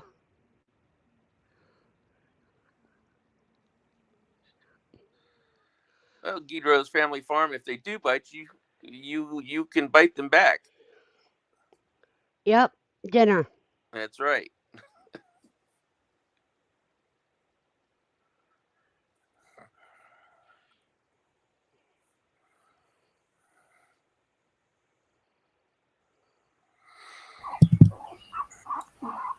This pig is the, well, not right now, but she's the quietest pig I've ever met. She's just recently started squealing. She doesn't have a hubby, does she? No.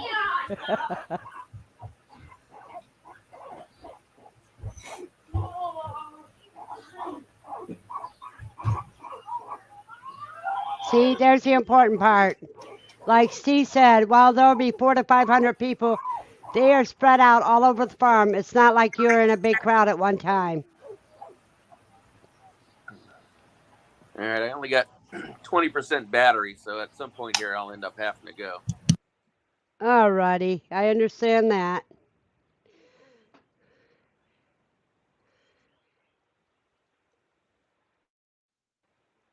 Katrina, are you getting ready to come?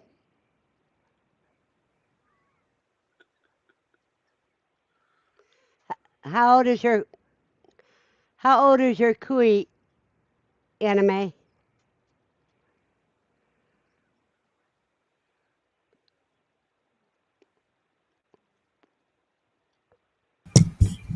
I'm trying to remember. I don't. Almost 2 years now, I think.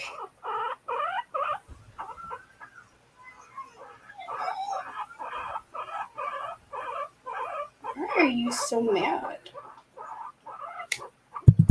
Because you didn't have a treat for her. You know when you hold them, you're supposed to be holding a vegetable in the other hand. She normally likes being held and just cuddling, like, right up here.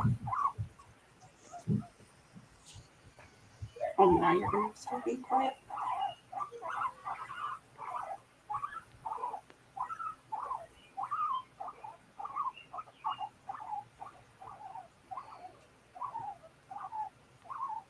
Alright. I think I might put her back to soon. She's really angry. Did wake her up from a nap. What's her name?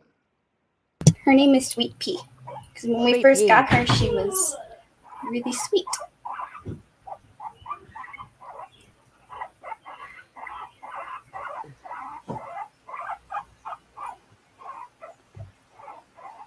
Lucy, you're being a PETA.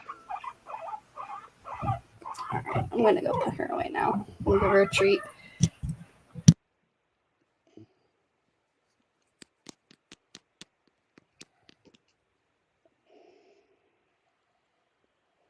Let me see. Now she wants to cuddle.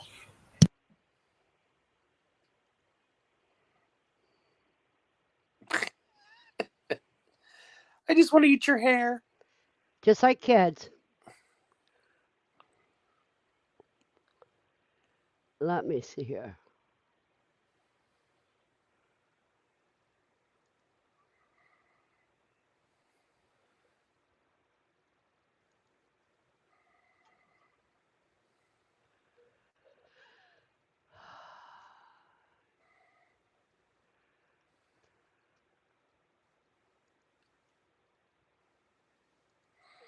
I still can't find it, what I did with it, Ed. No telling. You'll find it sooner or later. No, I didn't save it like I usually do, save them in my inbox. Mm-hmm. Do I need to resend them to you? That would be a good idea. Okay, not a problem.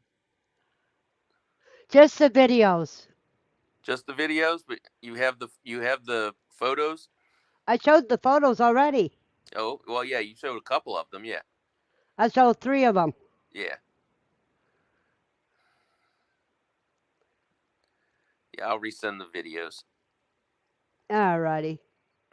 I think what I'm going to do at Quail Con is maybe put a little box out that says wishbones. So when everybody's done eating their quail, they can throw their wishbones in the box for me. Yeah, and we can make it and make an announcement about it. That way I have some wishbones, to deal with for next year.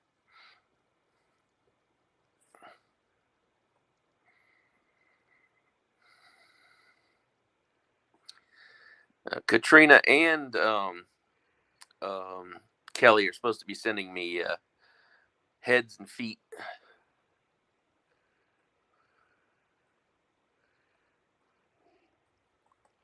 Yeah, and I got cooey feet I have to send to you yet. Well, that'll be interesting. Those are really small. Well, they're more than just the feet. They're a little bit of the leg too. Oh, well, that's cool. I could show you what they look like.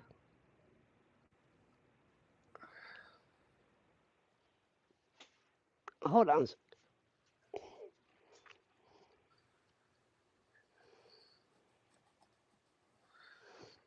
Oh, and I got a new camera to use at Quail Con. Cool.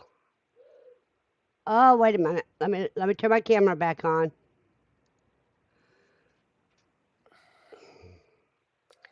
That's just the foot. All right. Well, once it shows up on my TV set, I can see it. Oh, okay. Now this is to the first joint. That's interesting. And there's fur on them. Well, we can get the fur off of it. Yep. Huh. See, this one's got a lot of fur on it. I'll make you a set of earrings for that too. No, I got like I said, I got more of them.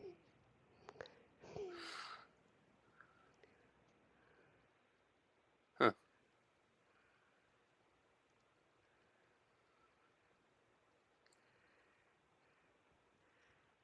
And Katrina said it's in the mail, Ed. Oh, cool. Thank you, Katrina. Now, Anna, what are some of the questions you have? What kind of kid stuff are gonna be there for the younger ones? Well, other than bouncy house. There's going to be games, the bouncy house. There's going to be kids tours and kids classes. I know Brookie's going to be doing crafts that are more suited to kids with quail parts. Because my stuff is not kid friendly. Mine's more advanced adult stuff. I have. There's a good idea right there, Ed. Steve said make them into charms that you can add to necklaces or bracelets. Oh yeah, that'd be cool.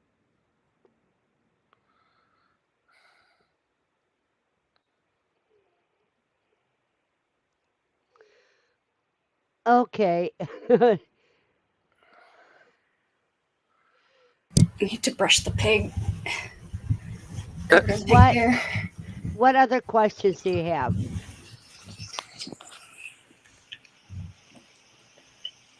Are you guys a cult? Quail cult. Yeah.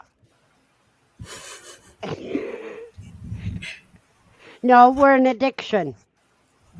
I mean, cults start from an addiction. That's quails. With quails, yeah, because when you hatch your own eggs and you raise up the chicks and then they start laying at 6 weeks old, that gives you the fever for the addiction because now you're getting the eggs, and then you can incubate those eggs and grow your flock bigger. I can just see everybody late at night with feathered like cloaks on, strutting around a pile of seeds. A pile of seeds. Go ahead. Oh no! So they're all strutting around in a robe with feathers, strutting around a pile of seeds and making cooey, making quail noises as a cult. This was that foxtail I was talking about that one time. Uh-huh. Just a foxtail. Can wrap around your neck. Oh, and there's a lot of animals at the farm that you'll be able to see too. Will there be the emus? Was it? I think they got. I'm not sure if the emos are still there or not. I have to double check. But I know they did have some. Well, he still has the pigs, right? Yeah, they had the pigs. My wife's going to have to take a bunch of Benadryl while she's there. Hopefully she stays awake. You know, you're only partly wrong on that, Steve. He said if it's a caught, you don't have to give up anything. You don't have to do anything, and everyone supports you. Yes, you do have to do something, and that is you have to raise your quail and encourage others it to be sufficient. Well, I wouldn't classify it as a cult, more like a covey. Yes. Now Kelly would love that because that was part of her line for her shirts. Uh-huh. I can't wait to have quail one day. You can't wait what? To have quail one day. Until you have to clean their poop. Oh. Unless you have them on an outside cages, then you don't have to worry about it so much. True. I'm kind of sad because Zach already beat me to the project I wanted to do, and he did it on accident, so that makes me even more sad. What's that, Desiree? I wanted to do like a calico color. Steve. Well, you know, everybody can get their own calico color. Look at the different calico color cooey I have. I've never actually looked at many.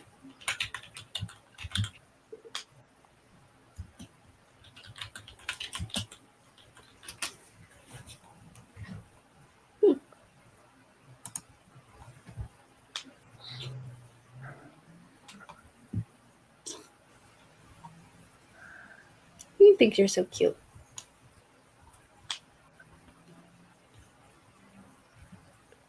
See, I can,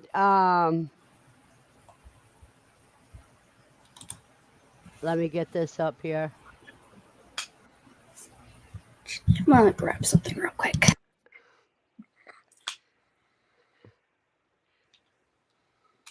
Yeah, it'd be interesting to see what you come up with the cooeys. Yeah, we'll see what we can do. You know, I can copper plate feathers also. Oh, yeah. I don't have any feathers at the moment. I've got plenty that you've sent.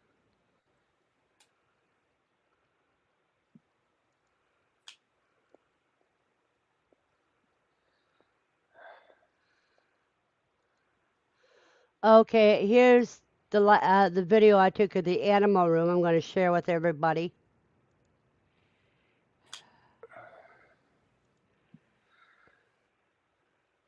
Oh, and Steve, the only cult I can think of is Blue Oyster Cult.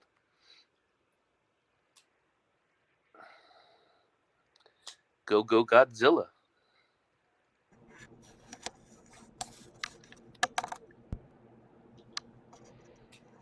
See, that's the cage that I was redoing the cage. What I did right here is I put the 1/4 inch by 1 inch, 1/2 inch by 1 inch around what used to be the top And then I put a baseboard backing on the back. We'll hope it stays there and see how it is. As you can tell, this is the bottom of the original cage.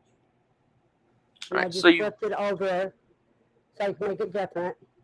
I left one door in place so I can put the key in and out. And I sealed. Go ahead, Ed. What'd you ask? I'm just saying, so you were just modifying an existing cage. Yeah, they're Rhinola Ranch cages I was modifying. Okay. These other doors shut.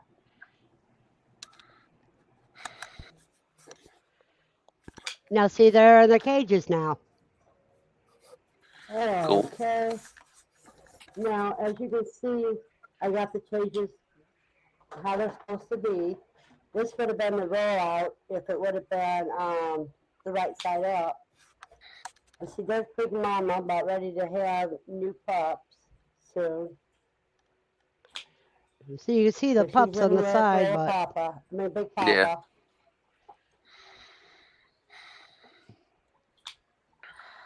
And there is another bit of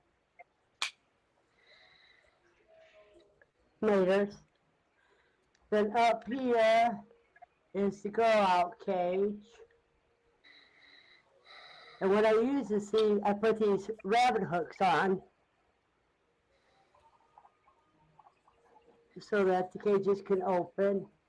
But the guinea pigs can't get it open when I don't want it open. Look how pretty they look in there.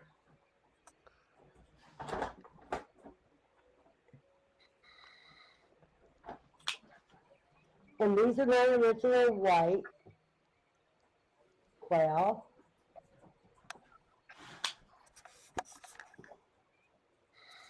These are the ones that hatched from the next batch. And here are my colored ones. Got some pretty ones out of. Yes, Steve, I did flip the cages so that they weren't on a slanted floor. And I had to reinforce the roof because the wires were too big. See, the roof's like this part is. Ah, okay, now I get it. So I put a half inch by 1 inch wire on the what used to be the top.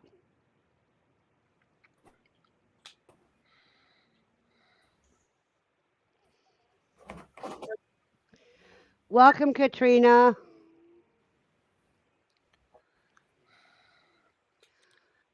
Okay, let me finish that one up. Different kinds.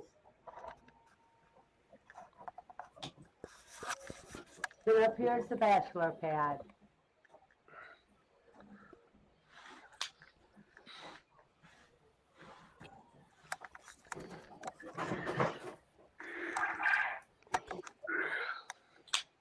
So as you can see, that's the quail cage. This is the quail cage. Then this is for the guinea pigs. And these here are ready to go with me in September and join all the others that may go with it, come close to me. That one there is chocolate covered cherry. Calico and Rusty in there so far. Rusty's new name has been changed to chocolate covered cherry.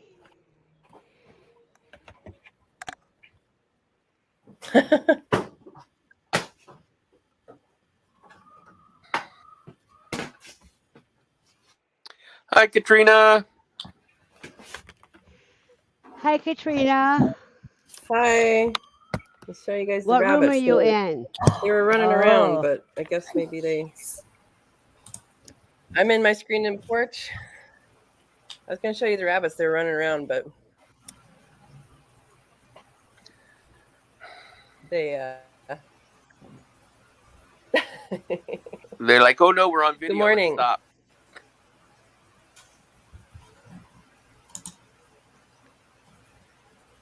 What happened, sweetie?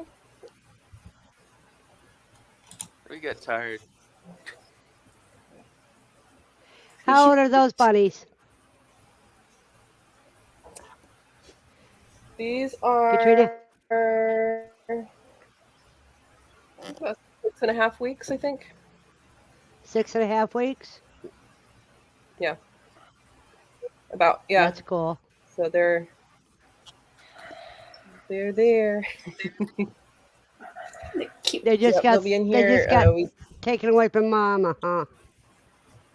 Yep, 5 weeks. Well, 5.5 weeks is when we took them away, but 5 weeks is when you can. But now they're coming up.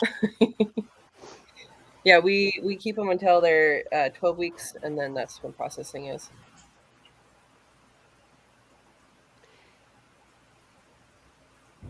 Now,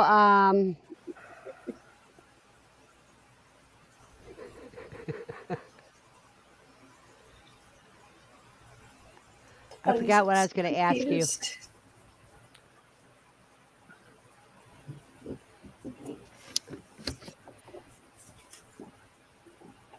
Well, Verna, I'm gonna have to jump off because my battery's down to like 3%. Already, Ed. Thank you very much for coming, and have a blessed day.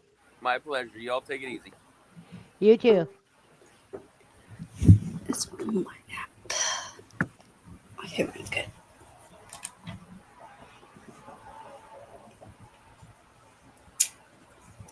The bunnies are really cute. Yeah. Okay, Katrina, would you tell us a little more?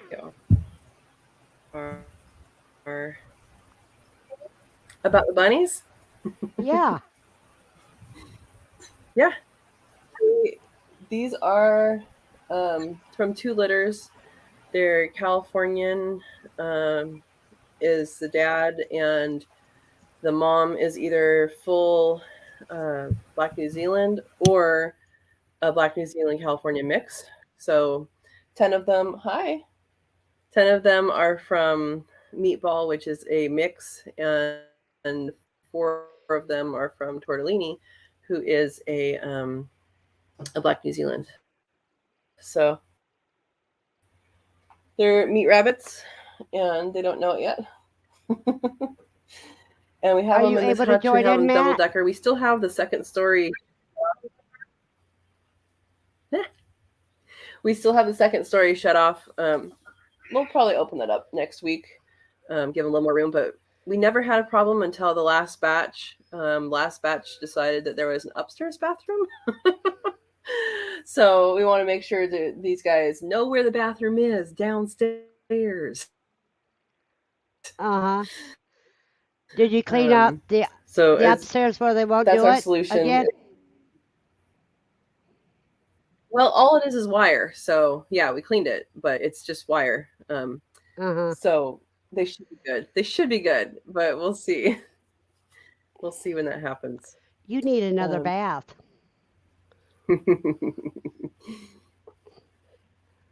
She's needy this morning, huh? Yeah, very, very needy. Aw.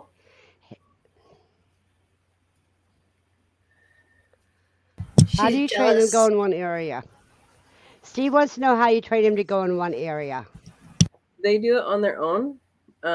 So rabbits are very clean animals. They clean themselves like cats, and they clean themselves more often than cats. So they are very clean animals. And they have a bathroom. The boy, Parmesan, has a bathroom for his pee, but he doesn't really poo in all the same place. But he's our buck. But they do have a pee spot. You know, most of these guys go in the same area, so it's just a cleanliness thing they figure out. And they figure out really, really young with mom where the bathroom is. I mean, you see them once they're out of the nest box. It's not very long before they're going over to the bathroom to do their business. So it's not a training thing at all. It's they decide. Now, could you train them? Yes. I'm not spending that much time training the rabbits that I'm going to be eating. Just like Kui, you can train them to go potty in a litter box, but yeah, Who wants to do that? Right. So yeah, and rubbing the scent where you want them to go doesn't work. I tried that when we redid the wire. I tried that, and that might have been why they didn't, why they thought there was an upstairs bathroom, because we redid the wire and maybe the scent was gone from everywhere. But I would have thought that their brothers and sisters would yell at them. Maybe they're young enough not to care. I mean, if I had to bathe myself by licking myself and somebody peed all over me, I think I would care. Yeah, I would get very upset. Right? Of course, I mean, mother animals do lick their babies to make them go to the bathroom. True. Mother animals, not baby animals. But these are They learn teenagers. from it. In any case, they are they all mostly go pee in the same place, and then they mostly poop in the same place, but some of them do other places. But our goal with this is to keep them downstairs until, or down ramp. They don't have stairs, they have a ramp, until they have until they Have a blessed day, Dark Lord. Go ahead, Katrina. Oh, hi. Who's right behind me? No, just that they I'm just hoping that they have figured out where the bathroom is, and that there isn't any residual smell that I couldn't clean off or something. Yeah. Yeah. So, you want to refresh our memories what you're doing at Quail Con this year?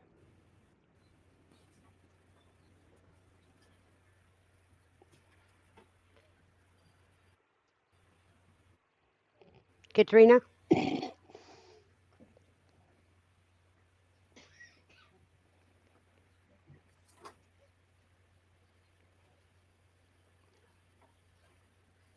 Katrina? Yes. Do you want to refresh our memories on what you're doing at Quail Con? Hi. Yes. I am going to be hosting a masterclass on aviaries, and it's going to be a blast. I raise my quail in an aviary environment, not a cage environment, and they love it. They love it. And there's some key things to think about when you're setting up your own aviary. And if I had more space, because I am on 7,000 square feet, if I had more space, I definitely have really good ideas on how to do a nice big aviary. That would be a lot more fun than a small one. But they're so much fun to watch them. They have a different personality when they go out there. Even when you take the babies out and their first time out there, they're just, you can tell there's a difference. They love it. Way better than the wire and the brooder and all of that. So it's a lot of fun. And that's what I'm going to be talking about. That's on the first day. That's cool. And are you going to have a table or anything? Yeah. Yeah, you get to see, I think you get to see their personalities more, and you get to see their natural I mean, they're scratching. They don't scratch as deep as chickens, but they're scratching, and they're, chasing down hunting bugs and all of that. It's a much different setup. And you can, if you like to watch your quail, watching them in an aviary is so much better than watching them in a cage. It's a totally different experience. Yeah.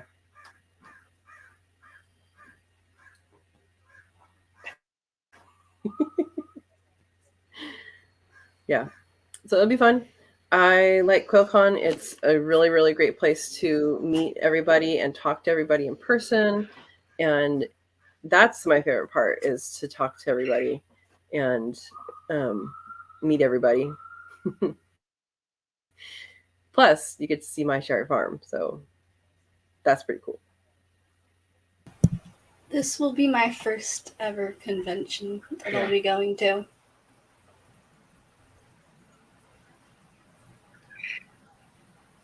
Awesome. Look forward to meeting you. Oh, okay. I had to mute my mic because I was in another room.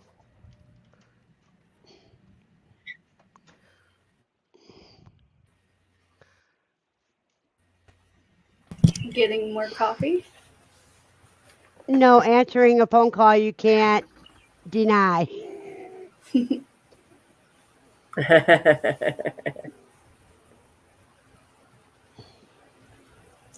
Do the baby bunnies let you touch them? You guys see the bat?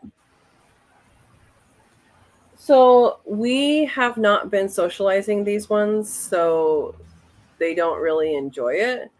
When we kept the two breeders, the sisters that we kept for breeders next in the fall, we handled that litter a lot. And when you handle them a lot, they are completely good with you petting them and loving on them and all that. We have not spent that time with these guys. So some of them do, but they're mostly like, I don't know what this is about, because we don't spend that time. I would rather spend that time on my breeders because they're going to be around. I treat them like pets. They're going to be around for a long time. And it's easier to handle them, and they're just fun. And then also I have more of a bond with the breeders. I don't necessarily want a bond with the ones I'm going to be dispatching and eating. So while they can, you can pick them up, and once they're picked up, most of them are okay with being held. But we have not put in the time to tame them, basically. Yeah. Do you know how to pose rabbits? I do not. I don't show rabbits. It's not something I'm interested in doing. But you're going to be doing that from a very young age for the rabbit. So like Lucy, my breeders, I can move them, I can move them around a little bit, and it's funny sometimes when they come, I put my hand out and they put their head in, and Tortellini specifically, she'll like really like pressure on my hand, and her legs are like pushing. She like really wants her head pet, and I'll go like this for a little bit, and then I'll tell her to relax, and she definitely relaxes down. So I know there are verbal cues that they do pick up on. Whether people use the verbal cues when they're doing show, I don't know, but it's handling the animals from a younger age, and there's also going to be some personality to that, I believe. Like the two new breeders that we kept, one of them is we kept her because she came up from a very early age. She came up and wanted to be pet like really early, and then from the other one we kept because she was the largest, and she didn't really come up and want to be pet, but she didn't not like to be pet. If you went in there and you pet her, that's fine, but she didn't ever like come up. So yeah, it's a we chose them for different reasons, but we chose them. I see a lot of people use posing to get better, like backstraps, better meat or something.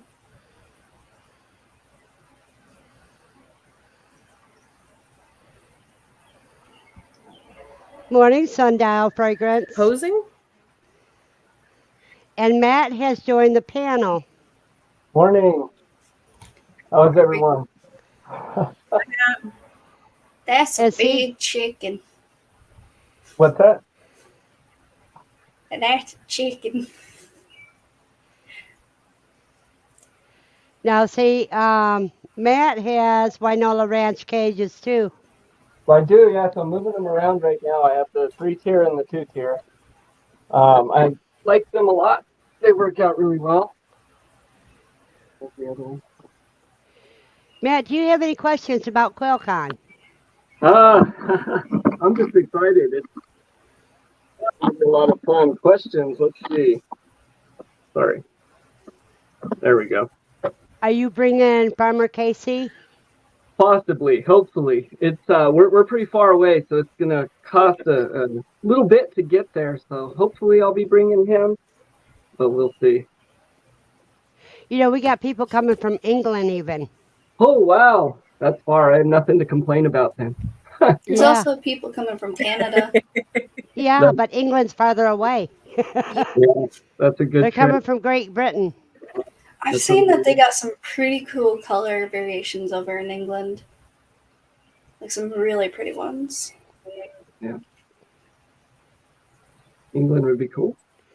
Do you have any questions about Quail? About 1,500 miles away. So.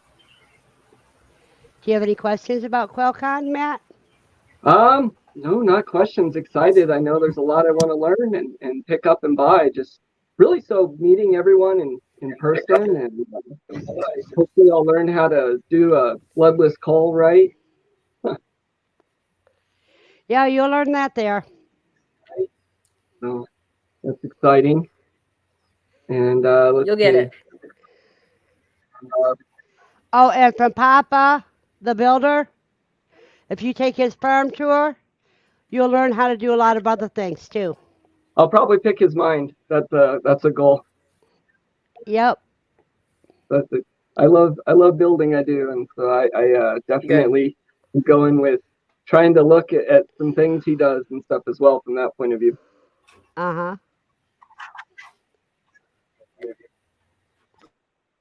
And if he doesn't have something, like, he has an incredible brain. Yeah. So if you're trying to do something, he's a good person to talk to, I think. Yeah, I'll have to Figure come out with how. a list of questions. Yeah, 'cause him and I, when I catch up with him, when I visit, we pick each other's mind. Yeah. So that'll be fun.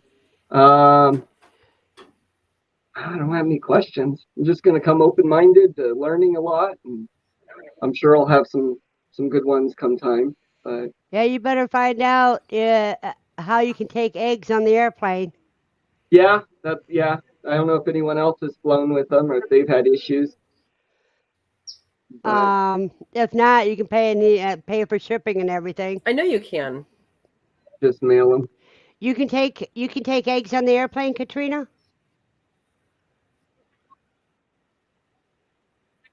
I know people did last year. I think the only thing is to not maybe have them x-ray it. But as far as, like, I mean, shipping goes in the sky sometimes. So I don't think that that's going to be an issue, but it's the I think it's the x-ray part that I don't know if that causes an issue or not. Zach might know better on that one. Well, usually, yeah. I was thinking pressure differences in flying might make a difference, but then I thought, well, when they ship, don't they fly them? yeah. They might. Yeah. Because they're usually express delivery, so. Mm-hmm. Mm-hmm. Yeah. Yeah, so I think the only concern would be crushing them, and yeah.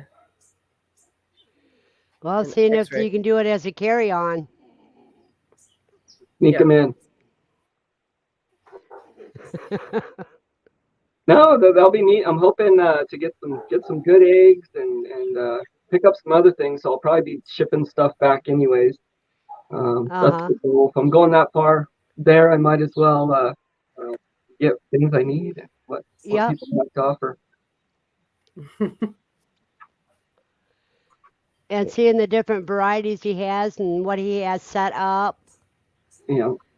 And that'll teach you how you can go to a bigger mostly when you get your farm, how you ideas that you could use to help you grow. Yeah. Yep. Exciting things.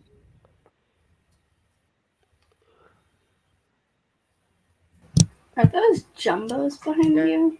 Absolutely. Me? So I have, there's a couple jumbos in there.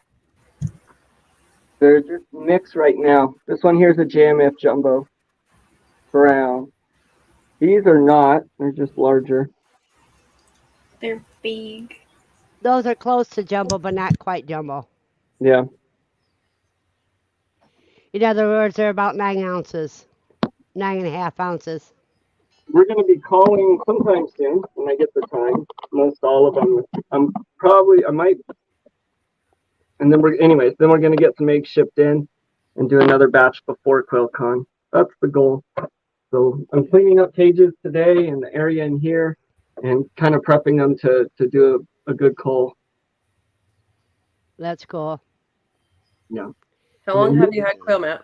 So I've had them for I think about 2 years now, and most of these are the originals, so they're pretty old. So it's time to refresh the flock for sure. Yeah. Yeah. I missed the. You missed what? How long have you had them? Oh, for about 2 years now, almost. Okay. And so most of them are the originals in here. We did breed some. I had wanted to build more infrastructure in the quail shack and stuff so I can do have their brooder out here and that type of stuff to get it away from inside where my wife was, hopefully. And so I had paused on incubating a lot. I kind of paused a lot of my quail project for a little bit there. And now that I got stuff built out here and it's solar and I can do the brooder and all that out here, I'm going to be picking that up. We do have a southern New Mexico trip coming up sometime soon here. So I'm trying to plan that I don't have little birds in the incubator or hatching out right around that time. So sometime soon here, we'll get a whole new flock going. The ones in the upper cage are some of my generations here. It's a breeder set. So these I will keep. They won't get cold. I'll keep them for a little bit longer. Just in case. And I do provide eggs, quail eggs to some people. So I want to make sure I have those on hand. Last time Andy flew, she had something she could not carry on with me, but I was told I could pay, I think, $50 to put it under the plane with me. Okay.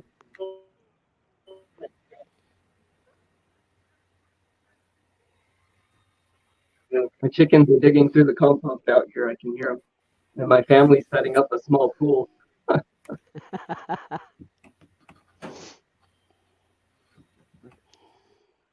Okay. That is wonderful, Dawn. That's awesome, yeah. Ah, Jasmine, click the link Hey, and come aboard. Hey, Jasmine. She finally gets to see my face. And Jasmine, you can see Anime. She's up there, right there's Anime. You missed the guinea pig.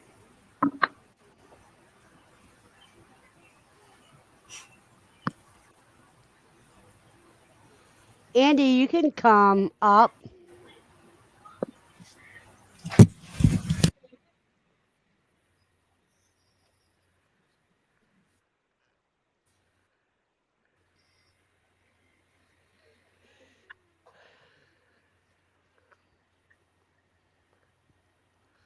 All you have to do is click the link. Jasmine can't join this morning. It's been a rough morning. Oh. Sorry, Jasmine. Verna, Hope it gets better for you. I do got to run again as well. I do apologize. I'm helping some family today with some unexpected things I do got to get taken care of. You're going live. Join. You're going live tonight, aren't you, Matt? No, I can't tonight either. So I'll be on in the morning. Okay, that's usually about what time? It's 8 a.m. Mountain Time. I think 10 a.m. yours. Yeah. Alrighty, you have a blessed day. You have a blessed day, everyone. I'll catch up and replay.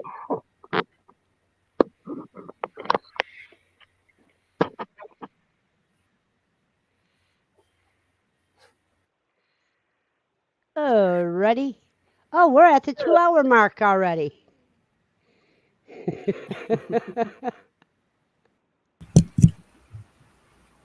How long do you think until Big Mama has her pups? You can't tell.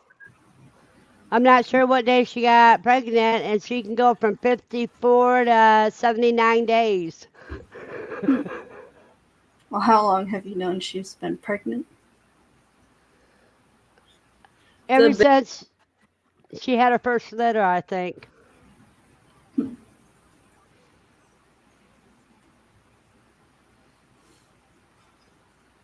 She wants to Who is know who's behind behind me? you, Katrina.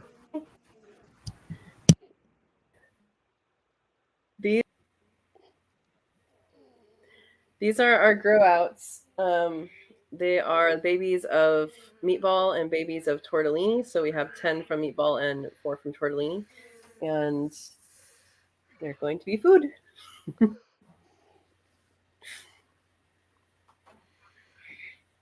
PJ was on earlier, but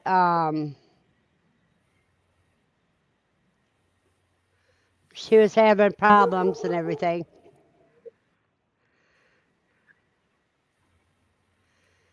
She says they look good and healthy. Thank you. They have fun. They were running around earlier. In fact, I was sitting over there and I changed over here because they were running around. Of course, they stopped running around. That's dinner behind Katrina. She says yes. Yep. You guys just don't know it yet. They were popcorning earlier. Yeah. They got about 2 more weeks, right? Or longer. Here, no. We process at 12 weeks. So rabbits, people generally process between 8 and 12 weeks, and we process at 12 weeks. And that's to get more meat. Yeah. Yeah. Well, and some of them grow faster than others. There's going to be 4 in here that are tortellinis, and they're going to be a little bigger. And she always gives bigger babies. But yeah. Hello, Daisy Joe. Welcome. Hi, baby. And always so great Jasmine, to make new friends. We closed off the upstairs. This is a ramp. And so we're going to open that soon. So hopefully they've been trained now to use the downstairs bathroom and not have an upstairs bathroom. Because it's double decker. This is our solution, is to close it off for a while.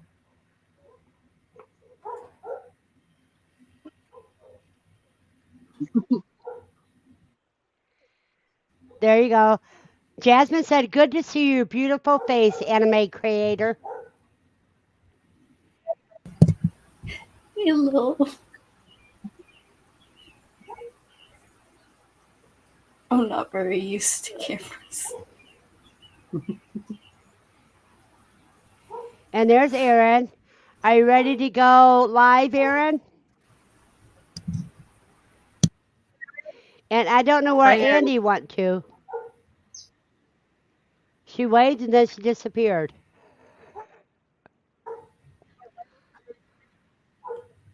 Ah, here she is again. I don't know what I did.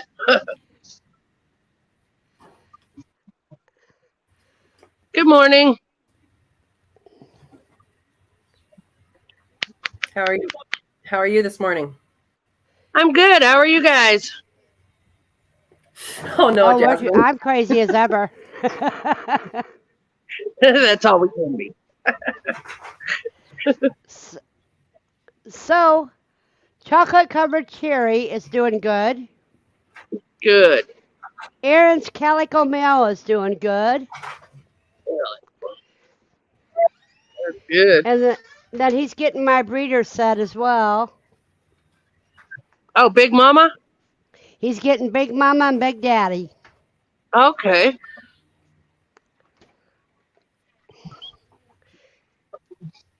What are you keeping, Verna?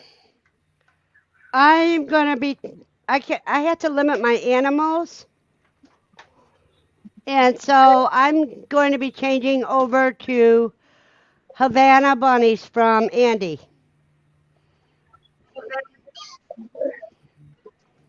Cool.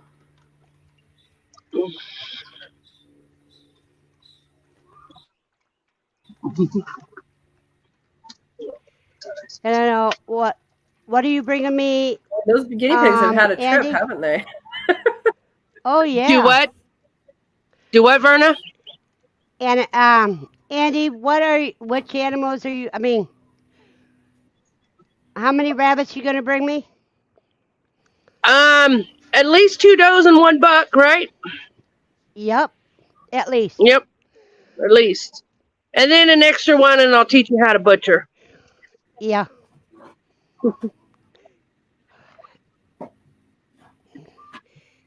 And then we may end up butchering a cuy so Aaron can watch. Oh, that'll be fun.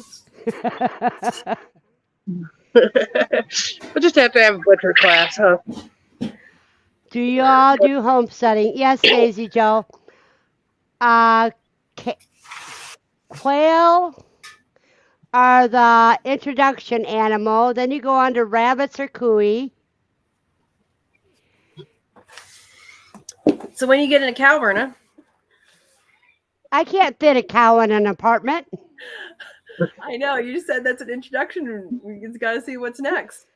Well, see, I want to cuy next, and now I'm going to transfer to quail and rabbits in the fall.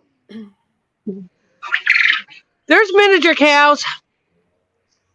Yeah, but I can't fit them in my apartment. I think it would be goat or pigs before cows. Yeah, we may end up doing it in the butchering room between Jasmine's classes.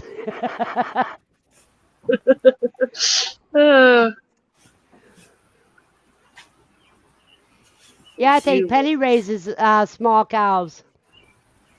Really? I want to have miniature PJ? cows one day.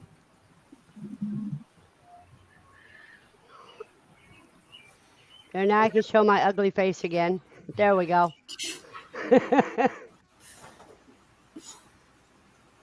There are many cows, Nikki. Baz behind me. Yeah, he tried to go up. Tried to go up, huh?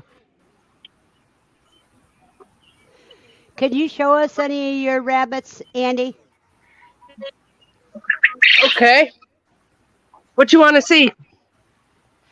Well, show us your favorite and show us the Havanas. Let me see if I can flip this camera around. I don't know. I don't know how to work this thing. Hold on. If you can see, it's kind of dark in here.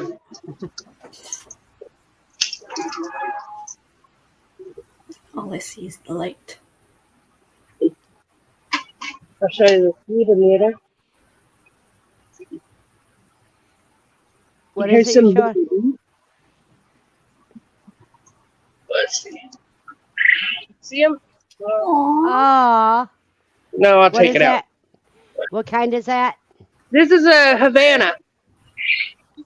Oh, that one's a beauty. Yeah. How old? Is that a male or a female? I don't know yet. Too young. It's little. Its eyes are open now. Can you see them? Can't find the camera. Barely. Barely. You look so confused.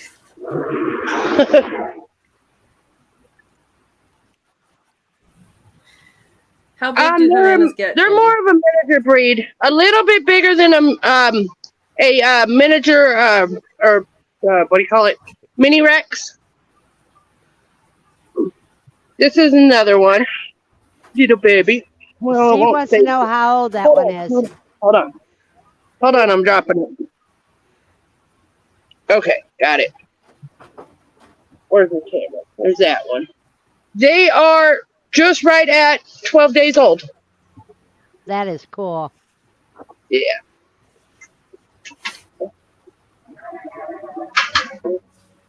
Are rabbits easy to raise? Yes. And Nikki, a little. Yep, They are. Cow roaming my apartment. There isn't any room here. Hold on. Okay. This is a younger Havana. That one's Doesn't want its younger? legs to work. No, it's not full grown. Put your leg right. This is one of Verna's. That one's a beauty. Yeah. Barely broken, right? Yeah. Yeah. Each one of Verna's. Is that a boy or a girl? Girl. Is it a Girl? blue or a lavender? Girl. I'll show you. I'll show you the pretty Havana boy. That one And should be Amy. Lacey. It kind of looks like it has poppy seeds all over its back. These. Can you see them? Uh-huh. Yes! This is a young silver fox. And this is their mama. There. She is angry. Yeah, they're good sized bunnies. This is a blue. Get over here. That's a blue silver fox. Okay. And I'll show you. Yeah, I can't tell if I'm doing the camera right because can't figure out how to flip it. It's hard to tell blues and lavenders apart. Yeah, they are a little hard to tell. No, the lavenders are lighter. A little bit. I think you'll get it. I can't pull the lavender out. She won't come up to me. Let's see. Let me grab this one out. Come here, big boy. You're not big, but okay. Okay. This is a full-grown Havana. Uh-huh. There. About what age do they get to that size? You know what? Probably about 4 months, 6 months, something like that. And I gotta go in because it's raining. Do you know how to Alrighty, pose thank you for rabbits? showing us. Do what? Do you know how to pose? Not really. I say I want to get into show, but I haven't ever got into show yet. Yeah, we're more for eating than pets. Yeah, I could pose them, but it's really hard when you're doing it with just one hand holding the camera.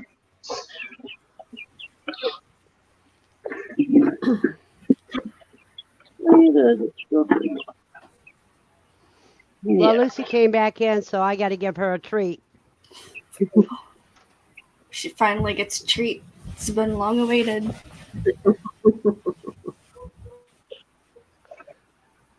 Boy, we don't get rain forever, then it starts raining while I'm sitting outside. Oh, always. Come on, Lucy. What do you see?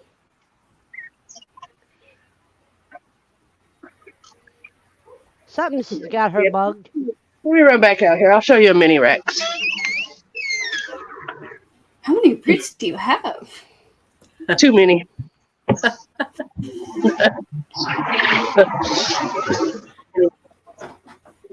Here, Quail. This.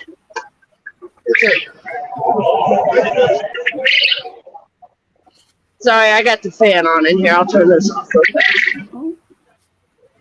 I'll turn that off for a minute. This is a mini Rex. Come back here. Come back here. Can you see her? Oh, that's pretty coloring. Yes. Yeah, she's got babies, so she still has missing. But I don't know if you could see the silver fox next to her. Uh-huh. She's about the same size as her babies at 8 weeks old. Uh-huh. But she's got pretty babies. Yes, she does. Ooh. I like these. They're pretty. The red one's really pretty. Yeah, this one. Yeah. Yeah. Yeah. Yeah, they're pretty babies. I think this one. I think that one's cute. It's got like flame looking ears. Yeah. Yeah, they're pretty though. They're soft. They feel like velvet. Well, cause that's where you and I are different. Like a I can eat velveteen ball? pretty. Hey, they all scratch the same, man. Well, silver foxes don't scratch as bad. Oh, And that's wrong. they're not as cute when they don't have fur on them anymore. That is true. See these guys? These are large size Rexes. Mama's still kind of. That's one. I'm keeping this. Oh, that one's a otter. pretty one. Yeah. Black otter? Yep. This is a black otter. See, do you want to right know there. how they got that fur pattern? How's that? Silver martins. The way that people get that fur pattern is from the silver martin, which they look like that, but then they have like silver on the sides. And Do you know what like breeding?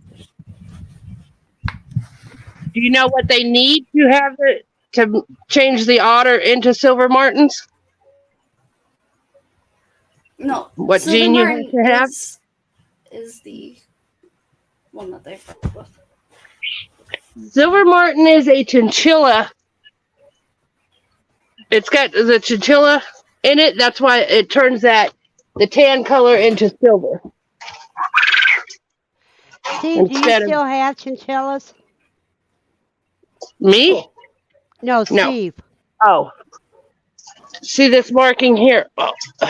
This marking, if you could see it. Hold on. No, we're not seeing your hand. I know. I can't get her to hold still. Hold on. She won't hold still. Well, I don't know if I could do this holding the phone. Behind the ear, there's a tan mark. She don't like this. Okay, I'm not going to be able to show you. But the tan is regular self-color, and then for a silver martin, you have to have the chinchilla gene to change that silver or that tan into silver. No. Hold on. I'm gonna have to. Oh, for some reason I kept thinking it was you, Steve. My fly trap. See how big this is? Uh-huh. I just ordered something. Yes, I really like this. It catches a lot of flies. A lot of flies. And how far down does it go?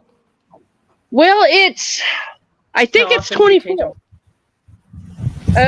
Why is this? Often as I need. What I do is I pull it. Can you see? Like, I pull it down to about here.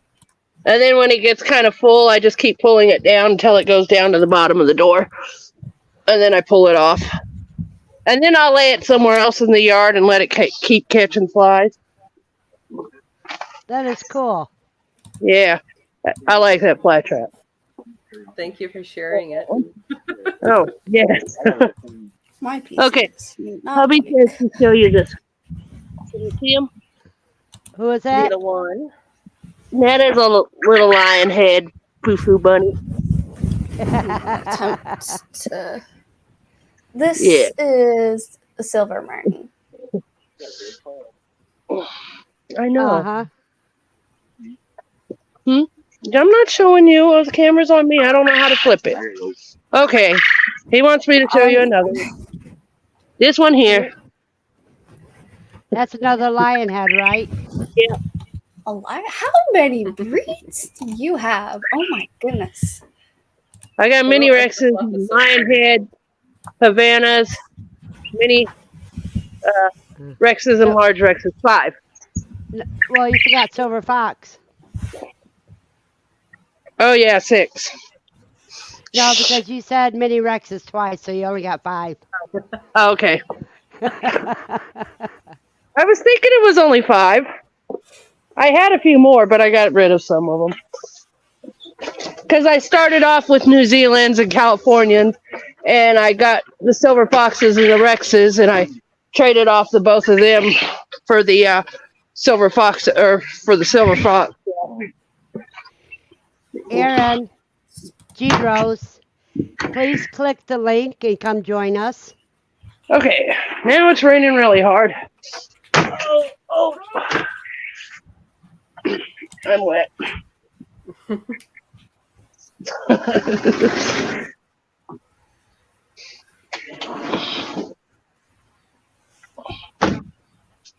Oh, I better no. Now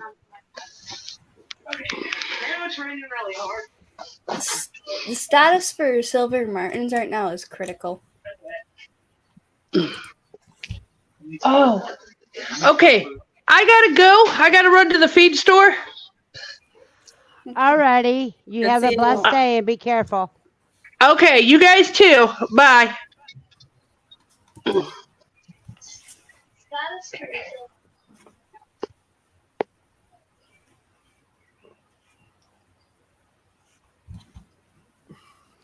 Okay, we got you on the spotlight again.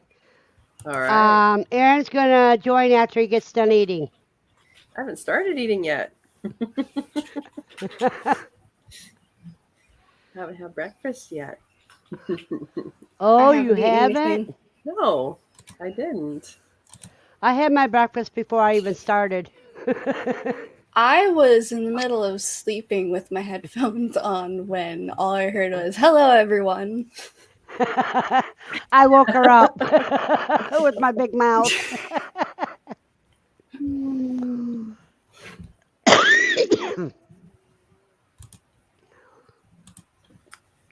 That was one wake-up call. But now you're. And here's Peaceful Des, and she's a great friend. I do a lot of networking with her. Now there's two Deses here. Yep, and you guys both spelled your name the same way. Why isn't this working? There it goes. Let's see. See, Des?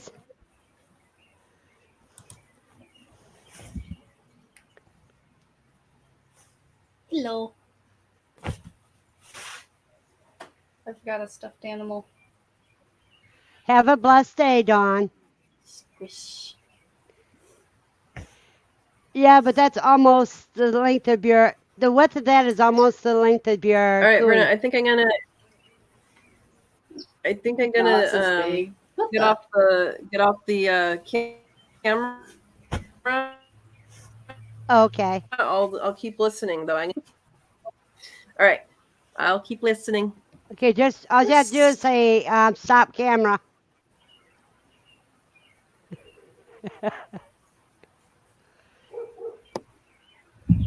Yep.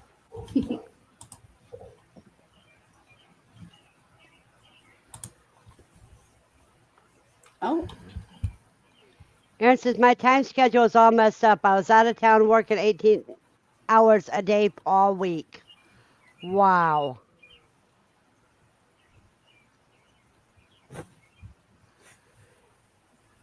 And Desiree, Des calls you baby version.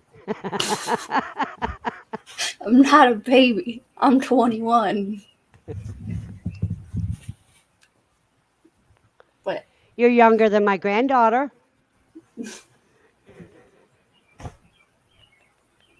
Got a big and a little.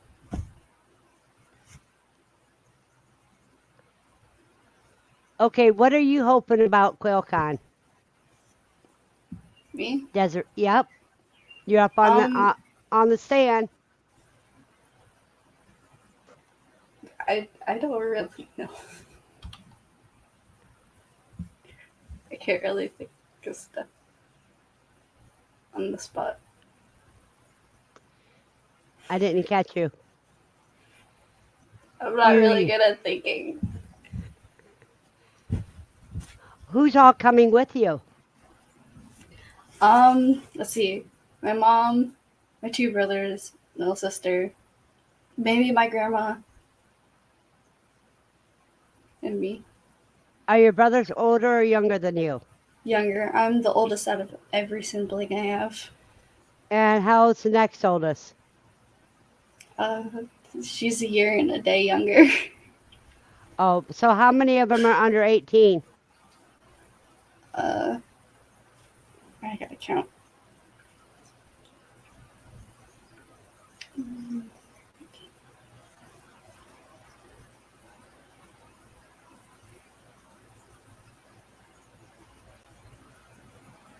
Nine.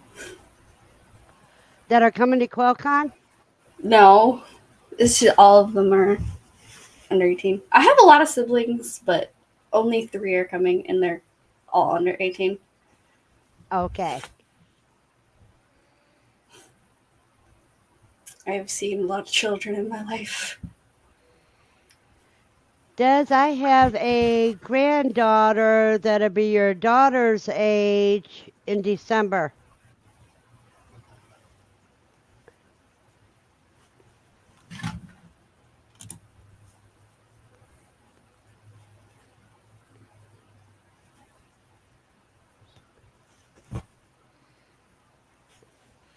How excited are you for Quail Con? I'm really excited. I get to meet people who have interests like I do. I don't know many people who have the same interests as me. What state are you in? I'm in Michigan. Oh, so you'll be driving down here. Yeah. You'll be able to buy Wynola Ranch cages, and other equipment, and the eggs. I'm broke. Well, you can have your mom buy them for you and you pay her back when you start making sales.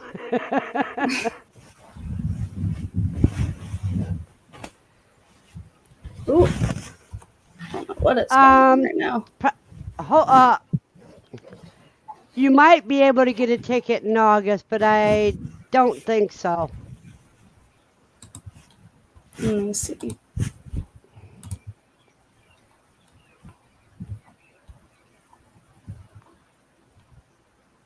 Doesn't say anything.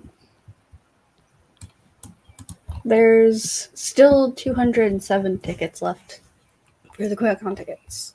Okay. And so half of them been sold. How many tickets were there in the first place? I think about 400. Wow. Okay, I'm waiting for the dinner ones to pop up because apparently my computer does not like StreamYard. It takes up some resources. Yeah. Okay, now we have Aaron. Hey everyone. Good morning. Ping is really bad. Oh Grow my quail, goodness. not government. That's one of Kelly's. Okay. So we have 238 left of the dinner tickets and 0 camping tickets. Exactly. The camping tickets were all sold out by middle of May. I got tickets left when there was 7 left. I made sure I had a ticket. So you can go camping, huh? Yeah. I don't have any camping stuff. Hooray. Well, you got a couple months to get some. Yeah. What'd you say, Hopefully- Aaron? I'm too spoiled to camp. I need a hotel room with air conditioner.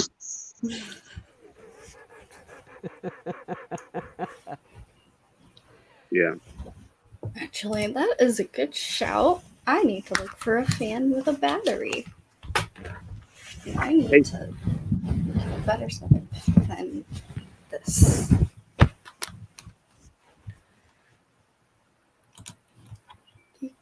Yeah. I have a late start to the morning. I got in when the sun was coming up this morning, driving in from Texas. Wow. And you were working 18-hour days, huh? Yeah, I finished up last night in Texas and I drove home. You have a blessed day, Daz. Bye. Aaron, can you speak a little bit about what Quail Con was for you last year?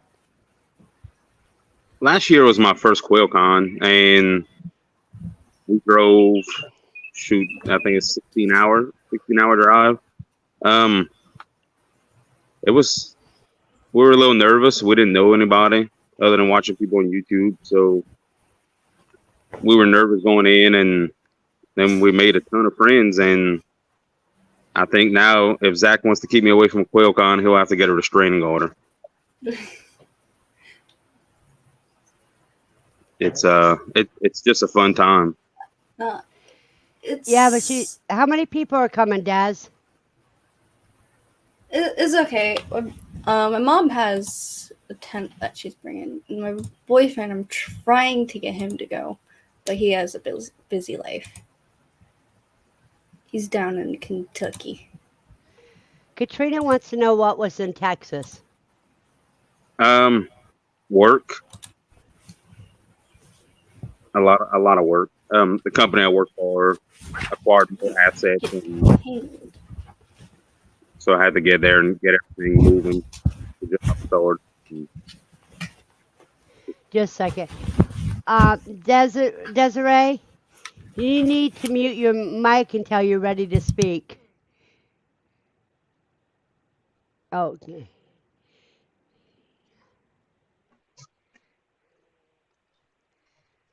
Yeah. Steve is asking, what do you do, Aaron? Well, Steve, I dream of being a full-time farmer, but I don't know if that's going to happen. My main background is electrical processes, diesel mechanics. So I basically could fix anything, or I could finish breaking it. That's a real specialty, but sometimes you have to break it before you can fix it. yeah. I work in the oil and gas industry, so there's a lot of moving parts, a lot of electrical, and a lot of diesel stuff. One day I'll be wonderful.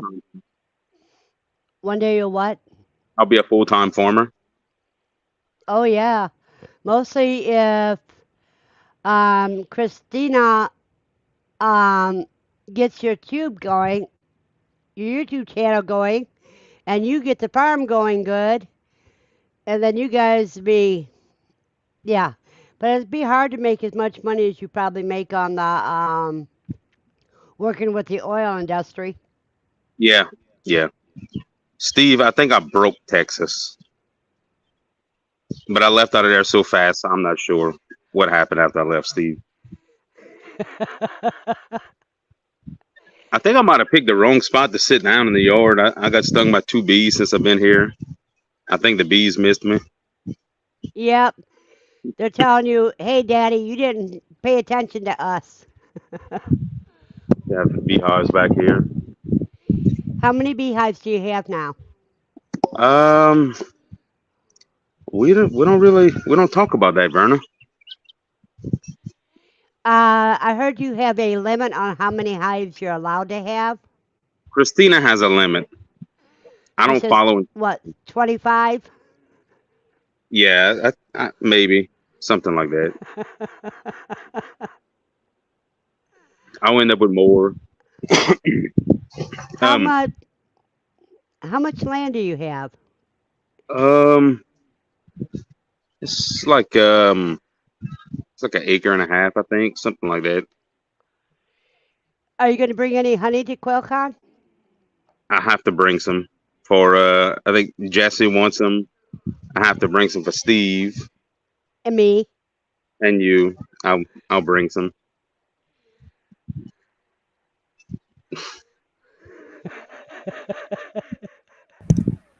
I have a question. Shoot. Yeah. Do you steal bees from the wild when they swarm? I do not steal bees. I wouldn't call it stealing. I do bee removals.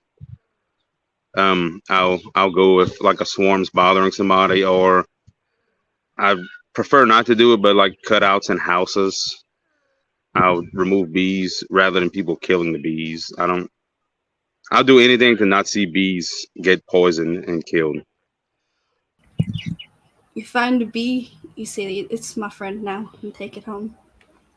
I was at a baseball game a few weeks ago and had just a random honeybee flying, and I picked it up, but it looked like it was sick, like it would have been on a flower that got sprayed or something.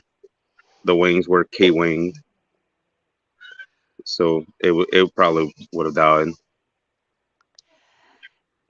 Aaron, you may want to bring a couple cases of honey. If you don't have a table, I could sell some of yours on my table. Yeah, I plan on bringing some. Actually, I'm gonna harvest some honey today. Lane asked me this morning if we could harvest honey. Did you ever get your queen excluder in there? I'm not gonna do queen excluders. South Louisiana is a little different area than most of the country, so I'll run like one deep brood box and have a medium on top on my hives for the bees. And my mentor doesn't run queen excluders, and if she wants to build brood halfway up the box, I'll let her. That's cool. You know, there's many ways to do everything we do. Yeah, if the bees are happy and healthy, there's not a wrong. You're not doing it wrong. Just like quail, if the quail are happy and healthy, you're not doing it wrong. I had a hen stuck in with a bunch of roos, and I found her last night because she had injury on her head.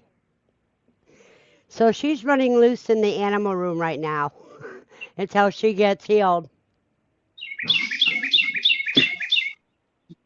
See, Katrina.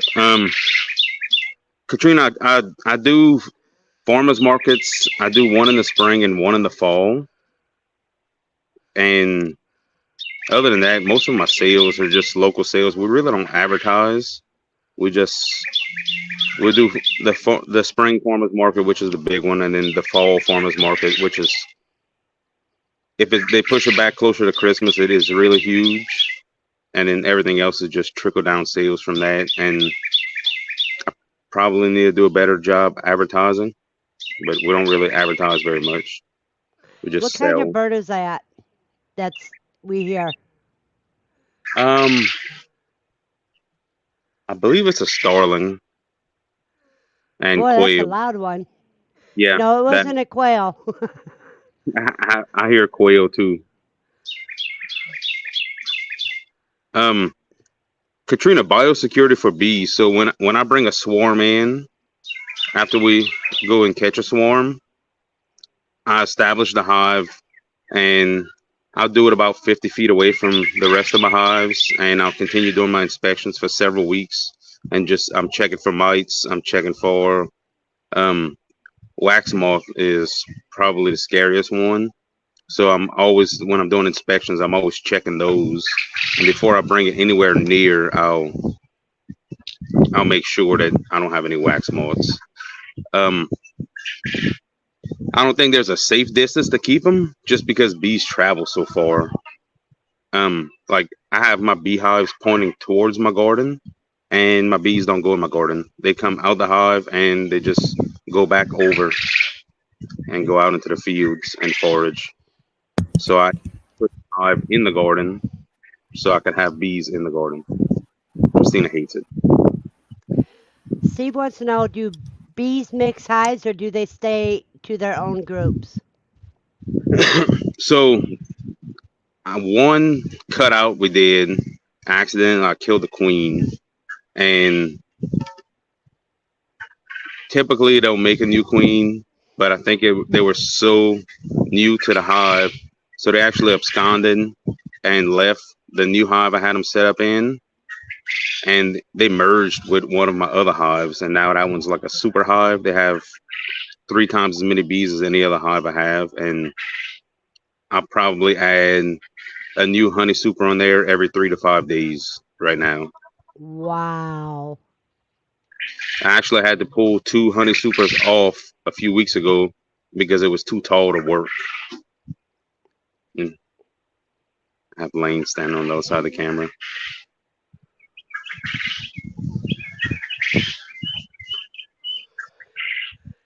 I think Lane knows about as much as his daddy does on bees. Yeah, he's trying to tell me what to say.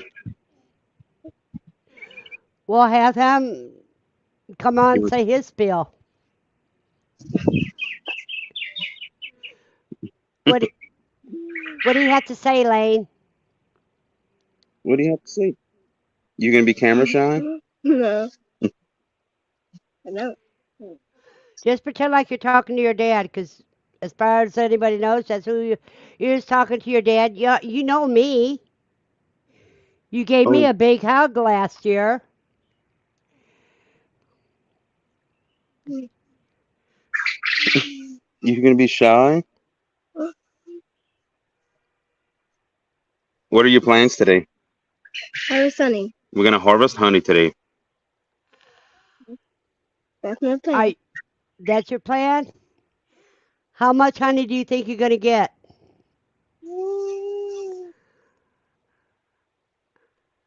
20 gallons today? Maybe? Or how many layers of the hive do you think you'll be getting? I'll probably do 5 honey supers today. Cool. And they hold 6? It varies. I've been weighing my frames and I'm trying to find an average, and I'm somewhere around 3 to 4 pounds average per frame. Wow. That's quite a bit. And then last weekend we posted honey for sale and we sold out in a half an hour. Steve says hi. James's grandpa. You want to tell him hi? You tell James hi? He's being shy today. Yeah, he was shy with his mom even. Come on, Lane, we're trying to make you a star. Because you know so much. You really do, and I'm not playing around. It's like I tell your parents to listen to you because you know more and you pick up faster. And then we'll butcher some quail today. You want to butcher quail? We're going to butcher quail so we can add some parts. That's cool. You're going to add the feet, the wings, the heads? And the wishbone, I think and he wants. Wishbones. Yep. Yeah, I have to make room in my grow out pen, so I have to get rid of my males, sort my females. I have a person coming later today that wants 50 adult females. So I get to clear out because I have to take out the brooders because I have more quail that need to go in the brooders. And I've been going all week, so I have to play catch up today. Yeah. Desiree wants to know if there's a difference between homegrown honeycomb and store-bought honeycomb. Yes, there's a huge difference. A lot of the store-bought honey is synthetically made. Well, most of it. The homegrown honey is such a good taste. Super thick. Yeah, it's not cut with corn syrup. Yeah. And that's what I like. I like homegrown. Your mom's watching. You know, that's why you came out. Oh.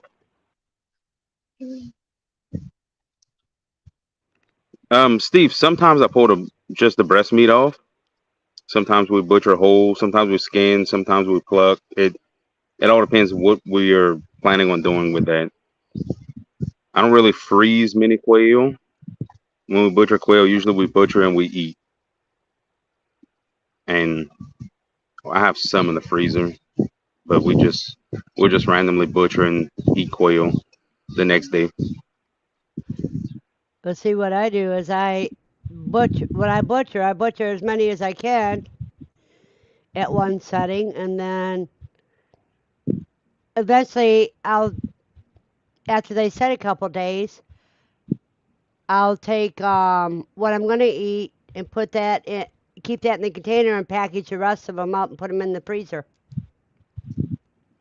I run low on freezer space during the summer because we save tomatoes all summer and freeze them, and in the fall we'll make tomato sauce with the tomatoes that we harvested all spring, and just do one large batch rather than doing several smaller batches. Jasmine said hi, Lane. Jasmine said hi. I can see that. There, now you can see it.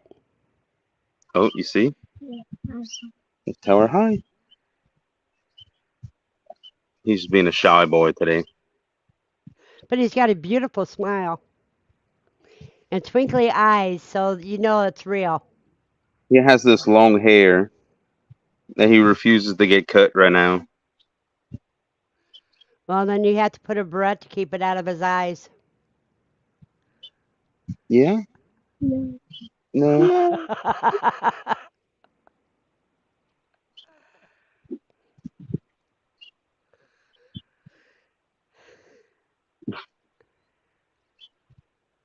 Are you guys going to have a table at Quail Con?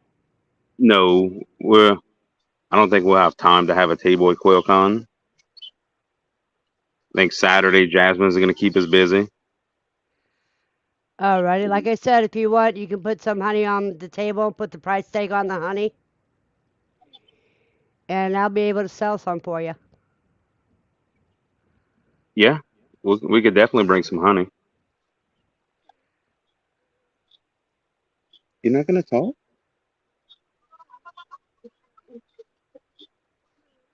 You like What, quail? Lane? What, Lane? What do you like? I want some words of wisdom from Lane. Words of wisdom from Lane. What advice would you give to other children at your age? I don't know. How about, would you tell them to go to Quail Con? You want other kids to go to Quail Con? Yeah. Say yes. You gotta speak up. Yeah. What to you was your favorite part of Quail Con, Lane? The butcher class, for sure. He said the butcher class.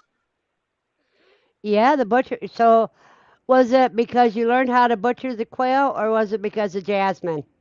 Both. And I know how to butcher quail. So I hear you've been practicing the bloodless call. I know it, but I haven't been practicing. Yeah, you did last time. Last weekend you butchered quail, and you did it. I only did it once. Yeah, you did one last weekend. We'll work on that some more today. That's cool.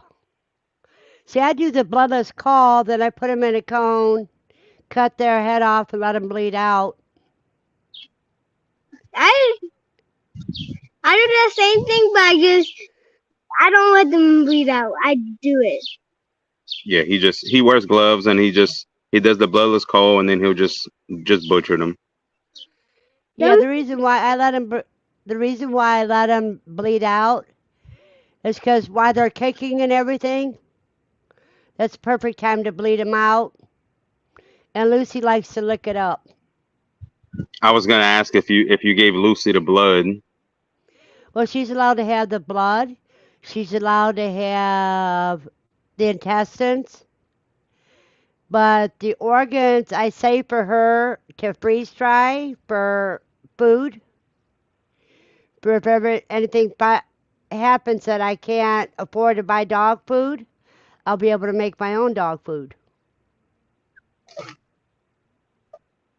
We usually feed the guts to the pigs. Actually, everything left over from butchering. Lucy loves the heads. She loves the wings. She loves the legs.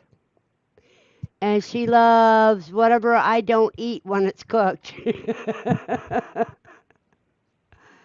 You want to But give him something. some? Look, the red bucket there.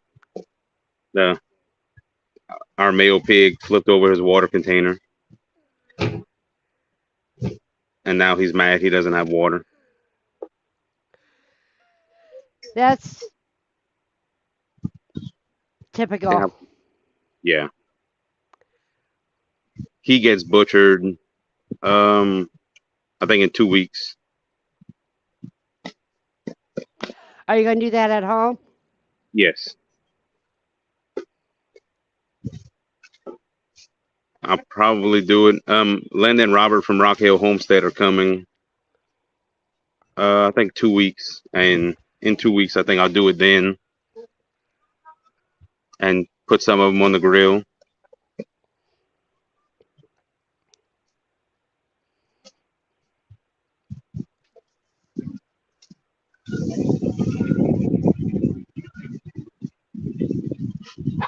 I'm reading some comments.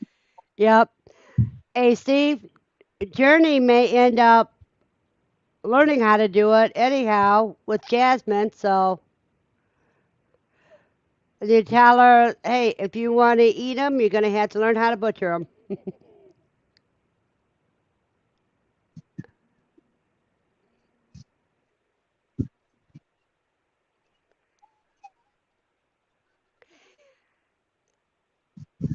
Lee, when you see Jasmine and James, are you going to disappear with them? I don't know. Hey, you don't know?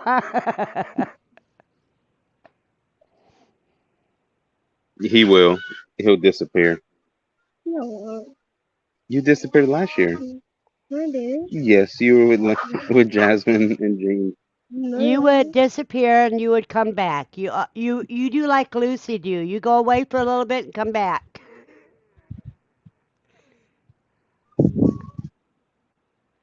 Yeah. Yeah, we'll have a fun trip. I'm bringing someone else from Louisiana is going to ride with me to Quail Con. I think he's camping. We're just going to That's one. His name's Landry Farms.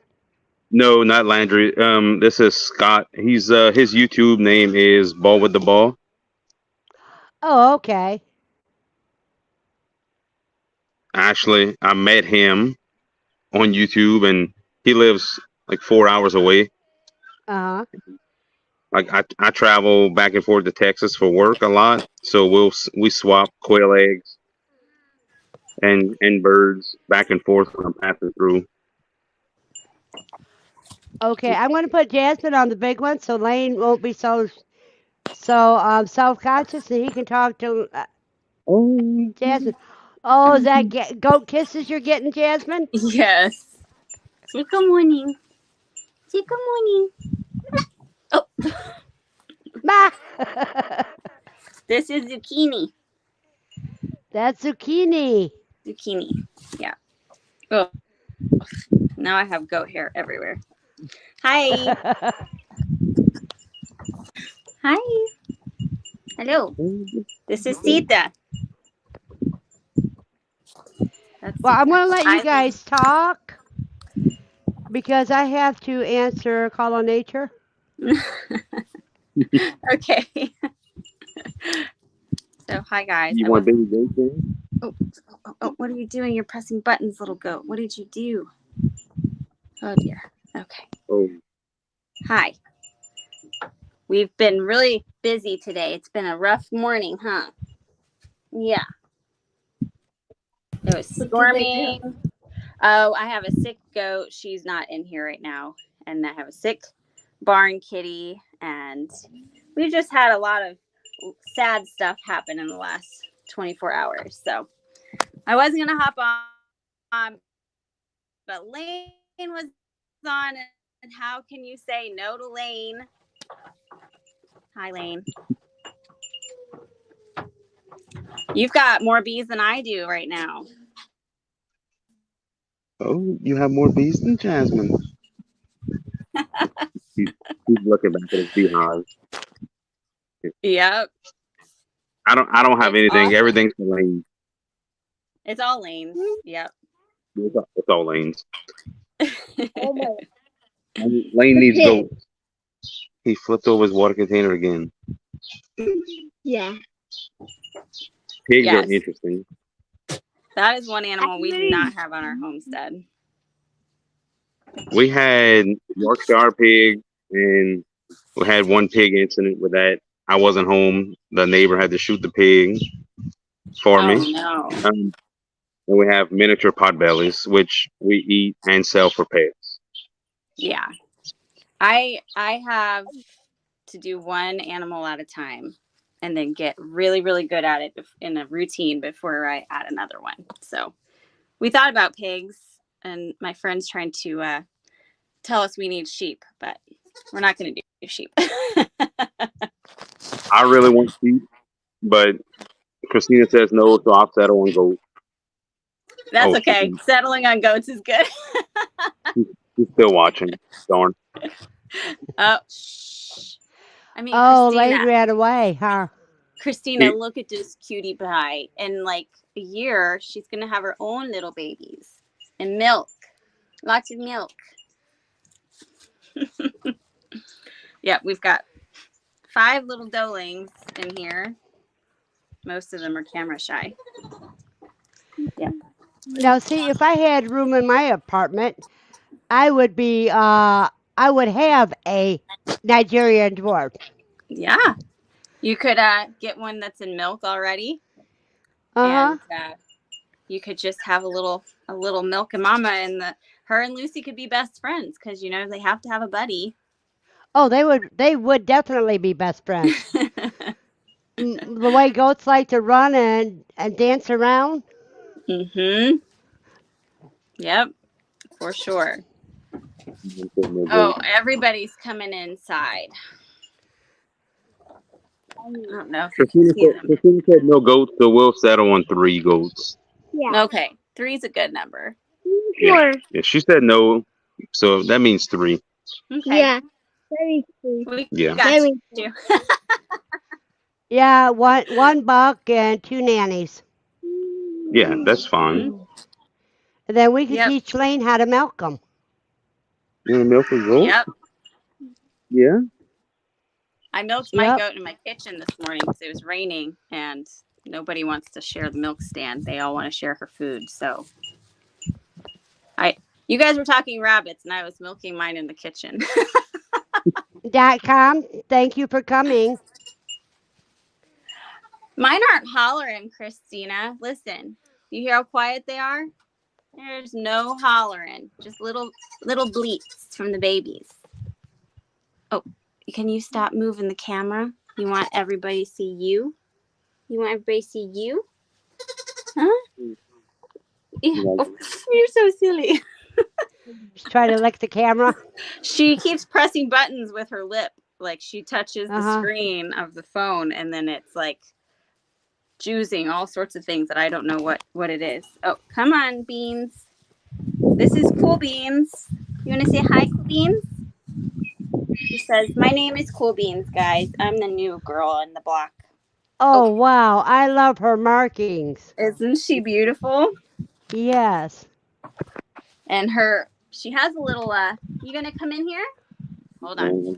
You guys, I'm not using my best camera work today. Come on, Ruffles. Come on, Ruffles. Yes, a good girl. Okay. What did you say, Lane? Come here. He wants some goat. That most. That annoys mom the most. That's not nice. And this is Ruffles. Oh, look at that one. She's got blue eyes. Yeah. Oh, hi. This is Beans. Hi, Beans. Ouch. She's gonna give me an eyebrow piercing this morning. Hi. Hi. Okay, we're just going to remove you, Desiree.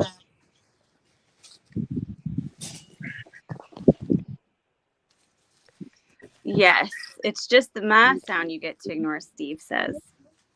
You hear the quail calling you? She's hi. All right, guys. I just want to say hi to everybody. You guys are some of my favorite There, humans. see Yeah. says 2 goats for Lane. Make it has-been, Jasmine. I've got a pregnant mama. She's ready to pop soon, so hopefully I'll have some babies. Yeah, you get a buck from her. But see, I want to stay good friends with Christina, so you guys have to make sure it's all kosher. Yeah, I think we'll convince her Okay. one day. Desiree, you're still in the basement, dear. Hi, baby. Hello. You're a good baby. You are a good baby. You would like that? Hi. But look at her. Look how loving they are, Christina. She was a bottle baby, so she thinks humans are the best thing ever. She still gets a bottle every morning. You still get a bottle every morning, yeah. Oh, sweet girl. She is the sweetest. Her name is Cool Beans, and I call her Beanie, and Luke calls her Beans. And we have fun names for whenever she has babies. We'll have Lima Bean, Pinto Bean, Jelly Bean. We got all the bean names. Green beans. Yep. Snow beans. Yes. Or I really want to name one Dilly Bean because I love pickled green beans. Dilly beans are so good. So, and then we can be silly dilly. You gonna have all those babies, Beans? Huh? Christina, I don't think you'll have to do any bottle feeding. You put that on Lane. Yep. Lane said he would do it. So my husband, I don't enjoy bottle feeding. It's just a lot of work. But my husband loves it.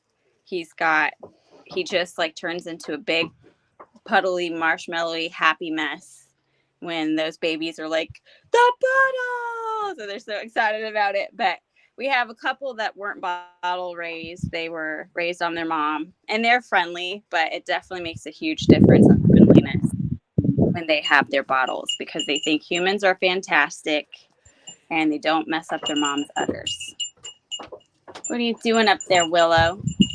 Another thing, Steve. You're saying, isn't the family a democracy? Time for a vote? I'll tell you something my oldest daughter said in first grade. If mama ain't happy, ain't nobody happy. That's a fact. Facts.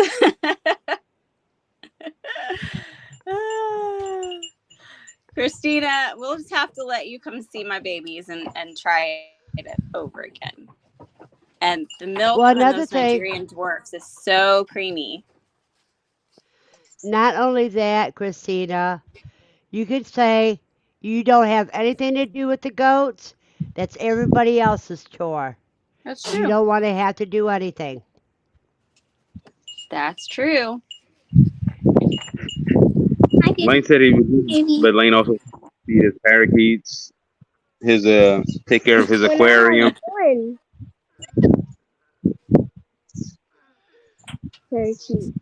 Steve, that's how I live my life. It's easier to get forgiveness than permission. That's how I ended up with so many goats. They just follow me. They just showed up. I don't have that problem. That's true. That's very true. Oh, I know. You are just so friendly. Hi. Yes, I saw those bottle boards, and they are very helpful when you have a lot of kids because goat's milk soap is great. Hi. What are you guys doing? I gotta go do more chores. All right. Love you guys. You people are fantastic. Love you too. We'll Have a blessed on day. another video. Bye. Bye-bye.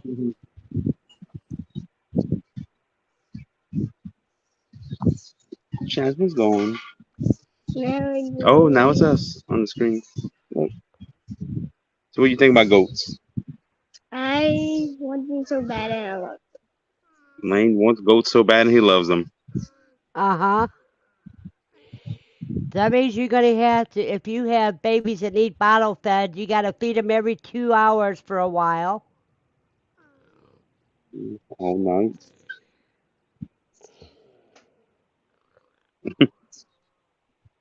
Oh, you changing your mind now? Well, it's not that long that you have to do it every 2 hours. But you That's not can't too let bad. them go hungry.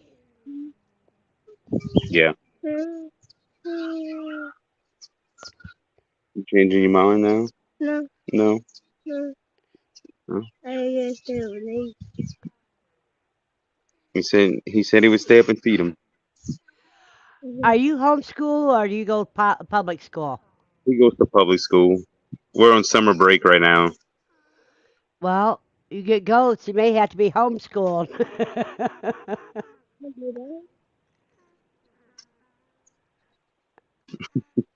Lane said he would get homeschooled. I've been thinking about homeschool with mom. What'd Mom say? I think Mom says it's time for him to go to school. It doesn't really matter. It's my Yeah. But he gets to miss school to go to Quail Con. And you yay know, Zach and Jenna homeschool their 3 kids. homeschool. Homeschool. Homeschool. Christina's going to kill me at QuailCon. Yeah, she just walked into the backyard. So Because I'm the instigator. I think she turned it off when it came time for goats. She was in here for a while. Yeah. She says she don't drink any milk, but she'd make some soap. Yeah, Christina See, does you not got, drink. so you got it right there. Lane can drink the milk, and if there's any left over, she'll make some soap. Wait. Hi, Christina. Hey, I just come and wave and see. Make sure they don't have goats hidden back here. No, you're getting halfway there because you can make some soap. I mean, I want to make some soap, but see, we got it right there. Got it in writing.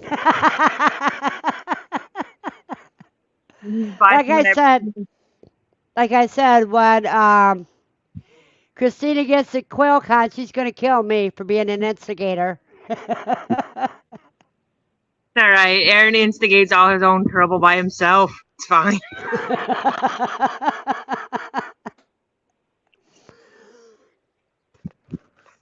I'm so glad I came take a walk. Yeah. You missed the conversation. Which one? The goat one? No, I was there for that. Lane wants to get homeschooled. No, he told me that. I don't know about all that. I want homeschool. Yeah, I don't know about all that.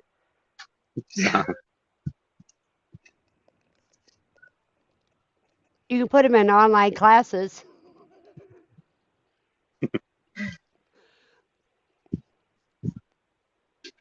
I think we were gonna go and we'll get set up so we could harvest honey.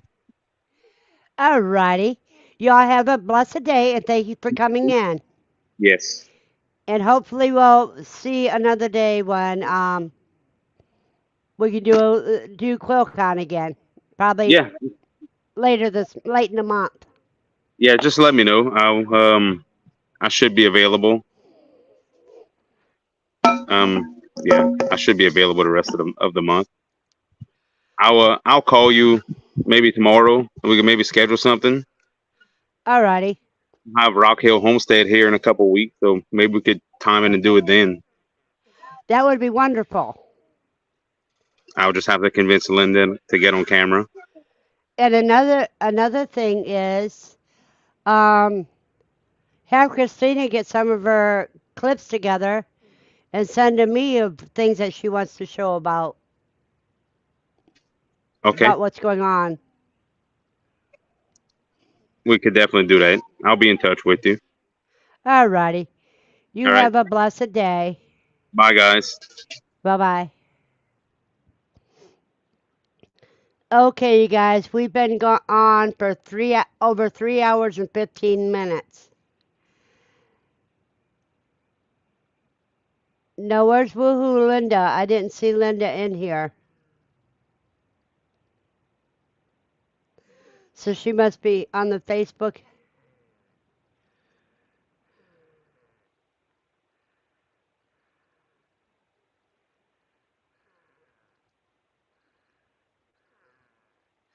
No, I can't stand seeing cold tacos. Yuck. Okay, but we're going to call this a day. Oh, I see, cuz. And you all have a blessed day. And see you tomorrow night at My Shire Farms live stream.